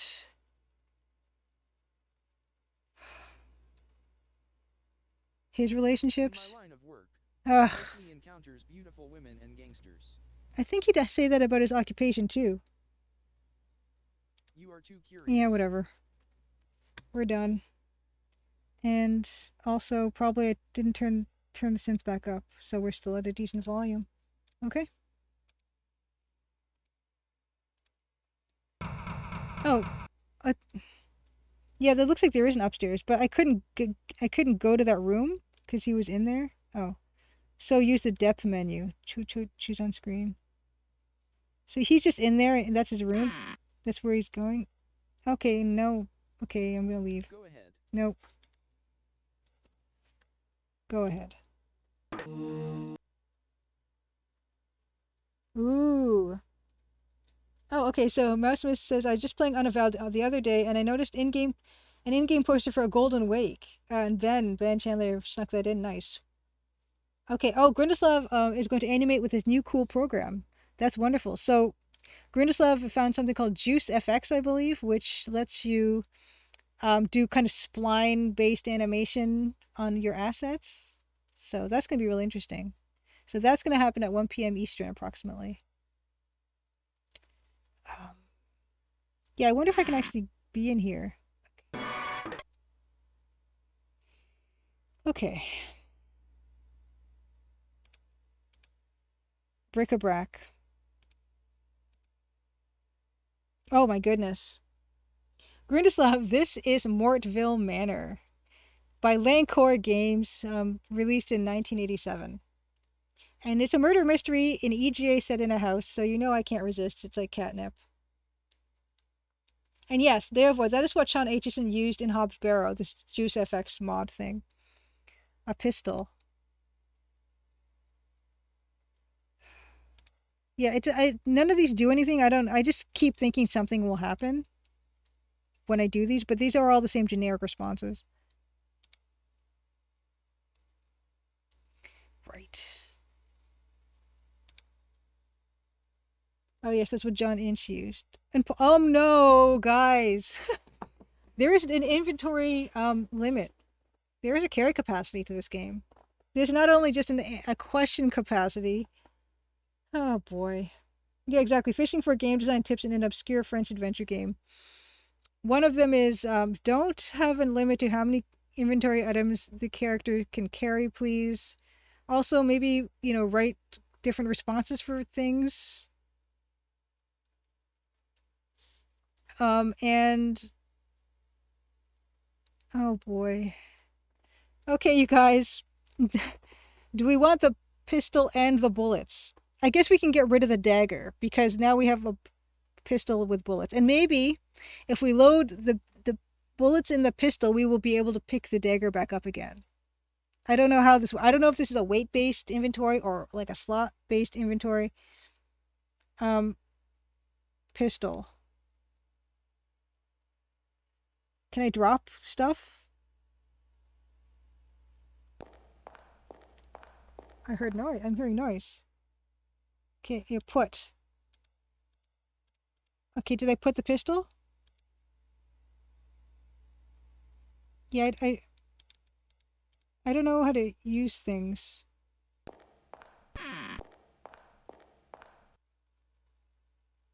Yeah, the guy's here. I mean, not guy, Leo. What are you doing, Age? Oh, is this your gun, sir? In any case, you have no business being in Wow, here. okay, so he's upset. Get out. Can I keep your gun? Is that fine? Oh, I haven't talked to Bob yet. Let's talk to Bob. I don't know how to play this game. I've never been good at games actually. So the fact that I'm making one is a little bit I don't know if that's a good idea, but anyway, I, I don't think I'm good at this.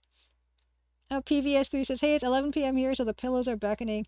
Best of luck finding justice for Julia. It was awesome to meet you. Awesome to meet you too. Thank you. Thank you so much. Also, especially to hold on, I gotta get the name right. Um, thank you so much, Viking Blonde, for the raid. That was really lovely. Um, yeah, let's my gosh, let's talk to Bob. It's our first time talking to Bob, so let's do it. Superman? Did he just say Superman to me, or do I think he's Superman?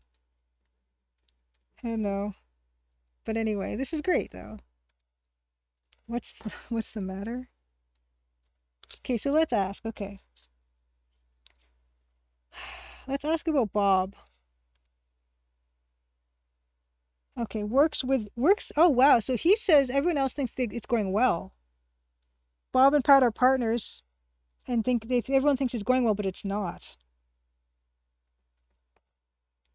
I don't know why I sound so interested in that because I don't know how relevant it is with Pat, but it's not going well. Yes, what about Bob, the movie? Okay, so why don't we ask about so was Bob? Do you think if I ask about Pat, he'll say the same thing? Okay, so they have their financial relations. For friendly relations, financial. Okay, so what has financial relations with Pat? Not friendly? Hmm. Okay. And this person does not have voice synth, which I don't know why. Luke is the guy with he has the lovely ladies in the job. So let's like ask about Luke. The jewel. Okay, so something about jewels. Aw, Ambersine, thank you so much for gifting the sub to to PVS3. That's so lovely. Lovely, lovely.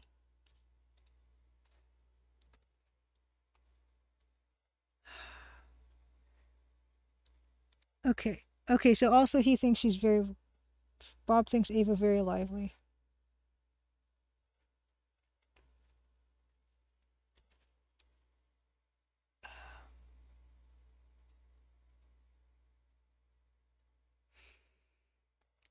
I guess we should ask him about some of this stuff. I feel like only the good die young. Is he going to say it? No. Okay, that's right. He said the thing that means I can't talk to him anymore. That's pretty good.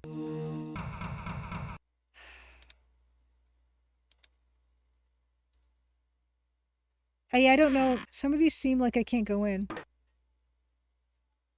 Oh my goodness, look, it's like and like it looks like a Japanese toilet actually, kind of. Yeah, I'm kind of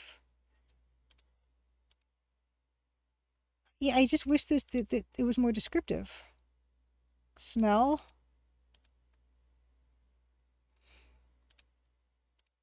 No? Uh how do I attach, close, leave, raise, listen. I don't know how to flush this toilet. Attach.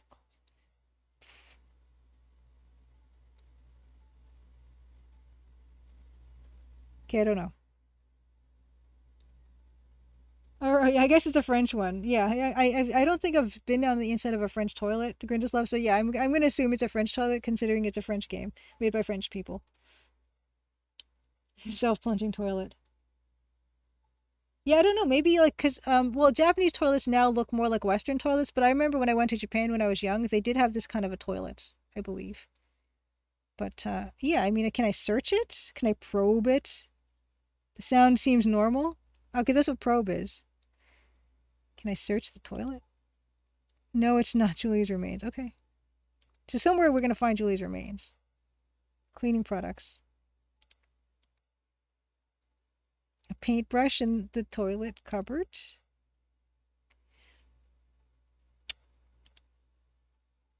A tin of paint in the toilet cupboard.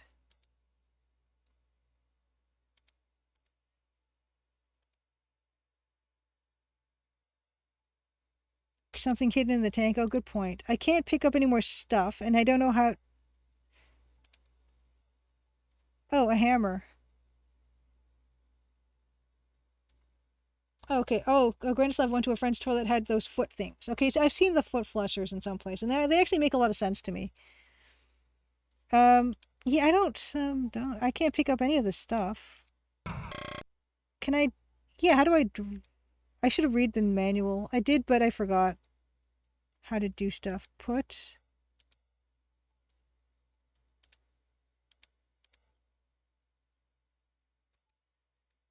Okay, inventory, this. Right-clicking doesn't seem to do anything. Hide yourself. No. Look. It's oppressive in the bathroom. I'm alone.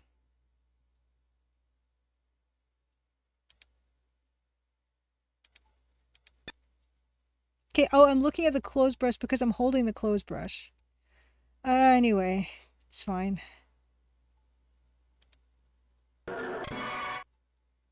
Oh, foot things. Oh, there's a pedestal to step on so you don't pee on your shoes. Oh, I thought you meant like a pedal flush. Like a thing you could step on. Okay, wait. Pedestal so you don't... How does a pedestal mean you don't pee on your shoes, though?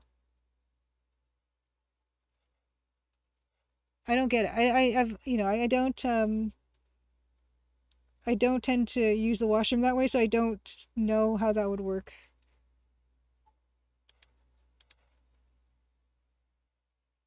Pedestals? Oh, I already been in here. It's fine.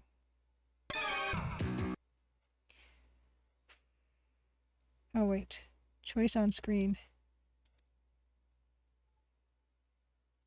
I would think you'd need like an awning or something over your shoes or something.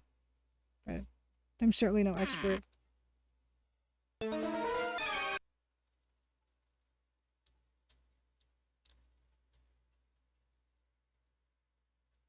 Okay, thank you, Dave. Okay, so I assume it means the urine can't pool on the ground where you're standing. Oh, I was thinking like from above, not below. Okay, gotcha. Okay, Arborclus is indeed the first time I encountered a toilet like this was in France and also some in Japan. Okay, thank you for... Okay, gotcha. Now totally understanding. Can this open? Can this open? Nope. But hopefully we can open this... Oh, what's the... There's a suitcase on top of this. Nothing special. Linen, personal belongings. Let's see them.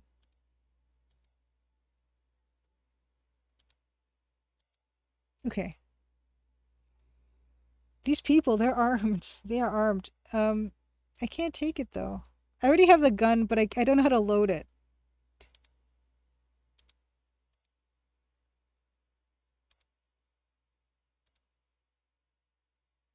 Okay. Okay. I think did I drop the gun? I don't need two different kinds of brushes, right? I think I figured out how to drop things. Let's keep the clothes brush. Okay.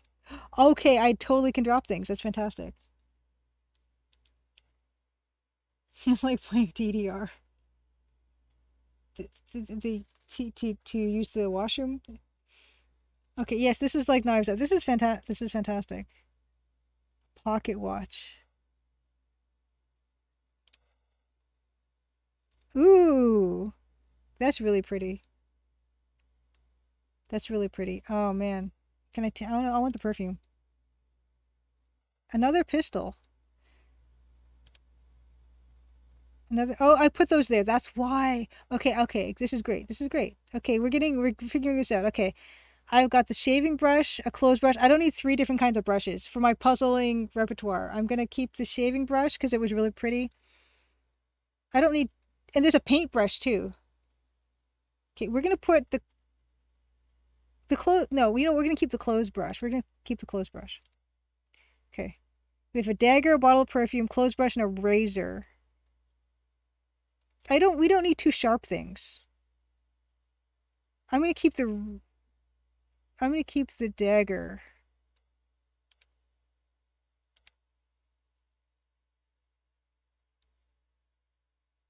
Yes, Dance Dance Revolution. Yes. DDR East Germany. Gotcha. Yeah, I'm gonna put everything in the suitcase. That's what I'm gonna do. Okay. Yes. Okay. So, that's great. Okay, dagger, a bottle of perfume, clothes brush. Okay, that's good. These are all differenter things. Okay, we don't need the dagger.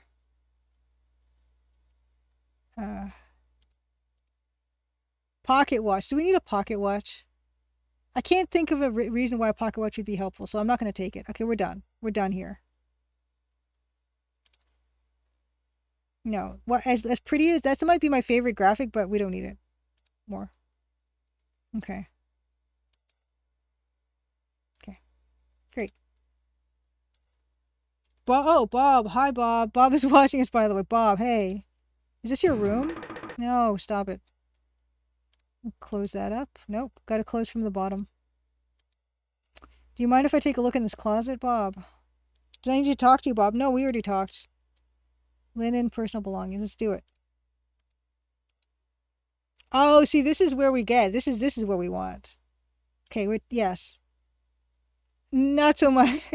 It's got the Windows logo on it. No, not so much the retort, right?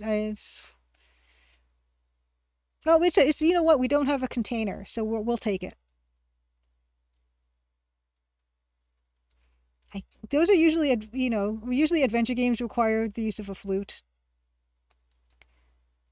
I can't play a flute myself. I'm gonna leave it. Oh, that's nice. But I don't. I can't really see the utility of a pearl necklace. These games where you have limited inventory, maybe that's part of the game. Maybe I'm having fun right now. I don't know. But the letter, read it. Mousemas, yikes. Yeah, Mousemas says, well, there's more stuff here than in the Crimson Diamond cupboard. This is true. This is true. He used the chemical flask as a decanter. Okay, Mortville. Dear sir, I'm writing to you on the subject of our business deal. I have decided to go all the way in... What? I have decided to go all the way in the certainty that my partner, Pat DeFranc, has been forging accounts in spite of... Okay, yeah, I guess some of this is missing. But interesting, incriminating. Yes, February 15th, 1951. It looks like, yes. So that's a good thing to have. So good. So we are learning some stuff. Ooh.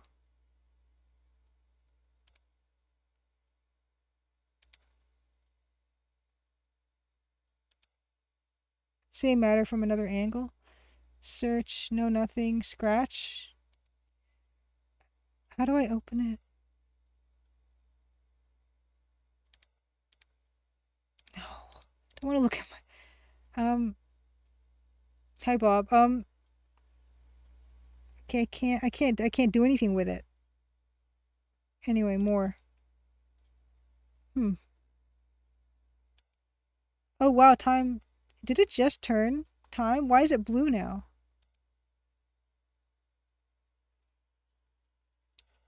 Ashtray. Not that useful. Smell it. Okay. It's great. Back to landing.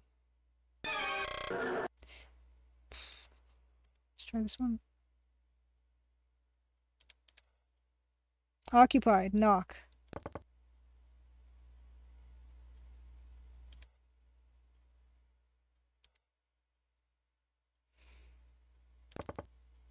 Okay. Okay. See, I had to knock twice. No, they said I got answered though. Yeah. Um. Touch, close, enter. There is a noise. Open. How do I? Oh, this might be. Yeah, you're right. It's probably the toilet. Oh, I'm so sorry. I'm. Okay. This one at the end. This isn't the toilet, right? Yes. No, I don't want to talk to you. No, I just want to go in the room.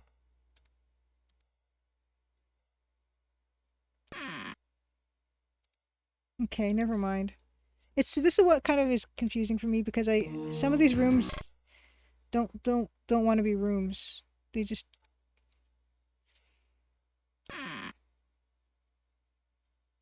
Max, at your service. Oh, Max sir. has words. Maybe we can ask Max more questions now. So Max. Oh well, 11:30. Okay, okay.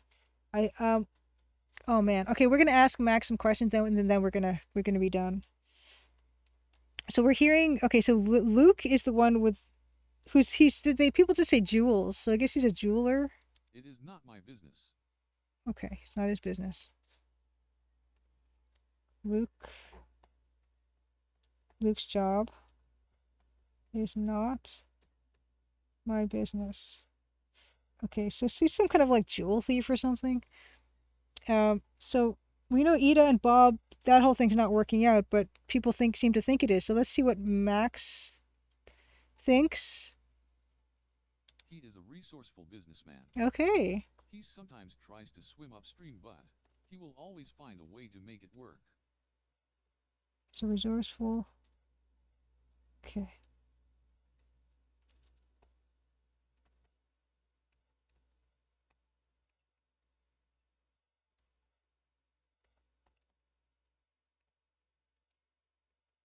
This game is interesting.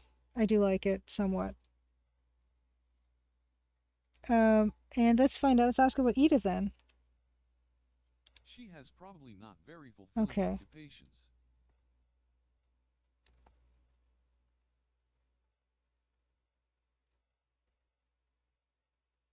Okay, great. Yeah, exactly, Mousemas. Despite the difficulty that to play this, I mean, just the hurdles you have to get through with the UI, there is something interesting going on here. I will say that. And we even haven't gotten to asking about Julia's gifts, which I don't know how to unlock, but we'll figure that out at another time. He must be trying very hard to remain Okay, nice despite all guy. his troubles. The sun.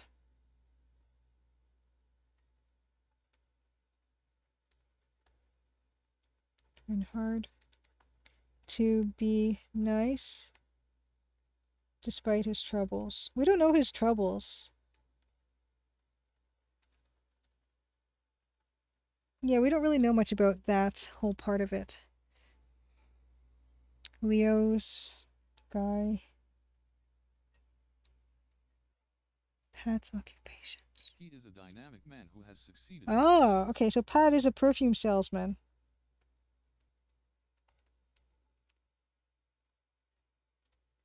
Successful perfume business. Very good. I think that's going to be it for the night. I think Max is going to call the night. It is not my business. Okay, Bob, not my business. Is that your version of You're Too Curious? What? You have not yet discovered her main occupation. Haven't discovered her main job?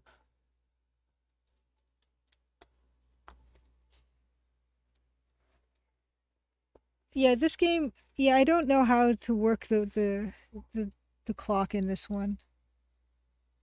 You are too Okay, so I think that's it. You did more than your fair share of answering, Max. So I thank you for that. Great. Great. Okay. Wonderful. That's gonna be us for the night. I don't know what's gonna happen next week, in terms of whether it's going to be an art stream like we had today with more Mortville Manor, or if it's going to be a Dan stream with some music. But we will see. There will be something. Rest assured, there will be something. Thank you for being here tonight. Thank you for hanging out. Viking Blonde, thank you again for the raid. Thank you everyone for the follows as well. It's super, super nice to see you guys. We're going to find someone to raid. I think that's what's coming up next. I'm going to, my first thing I do, I'm going to put my music back on. That's the first thing. The first thing I'm going to do is I'm going to look if someone is streaming the Crimson Diamond. Apparently it happens because Dr. CDCS was streaming it the other night. So yes, I will look. We will see. But yes, Bill Kuhn, have a wonderful night. Goma-sama, thanks for being here as well. It's Dave or Perilous Wild, Perilous Night, and Fortune and Glory. I gotta remember these. I'm making it my mission because I do remember the pictures in my head. I just couldn't connect it with the names. Let's see here. Is there anyone playing the Crimson Diamond? I can't believe. Yeah, someone was the other night. That's fantastic. It makes me happy. Speaking of that, I actually saw there's a bot that you can get. They will tell you if someone is, like, notify you if someone's streaming your game or something. And I need to look into that. Wow. Okay, the Crimson Diamond.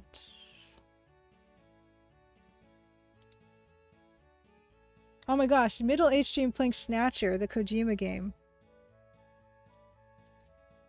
Oh, I see. I have been interested in that game.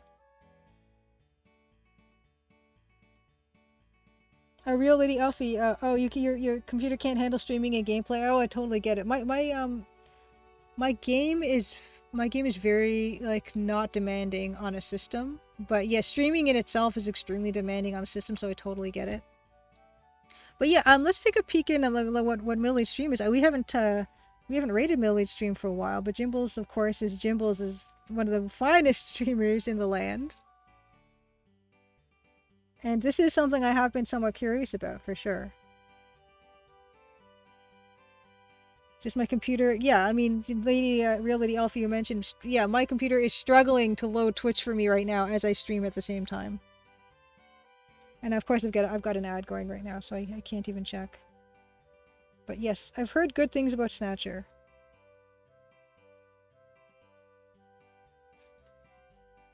We have 17 seconds before this ad is done. But yeah, I don't know if I can mention anything else. As I mentioned, Chapter 6 is going to happen. It's going to start happening this week. And I'm excited about that. Oh my gosh, that looks great. Okay, we got to do that. We got to do that. Yes, okay. I'm going to turn this music off.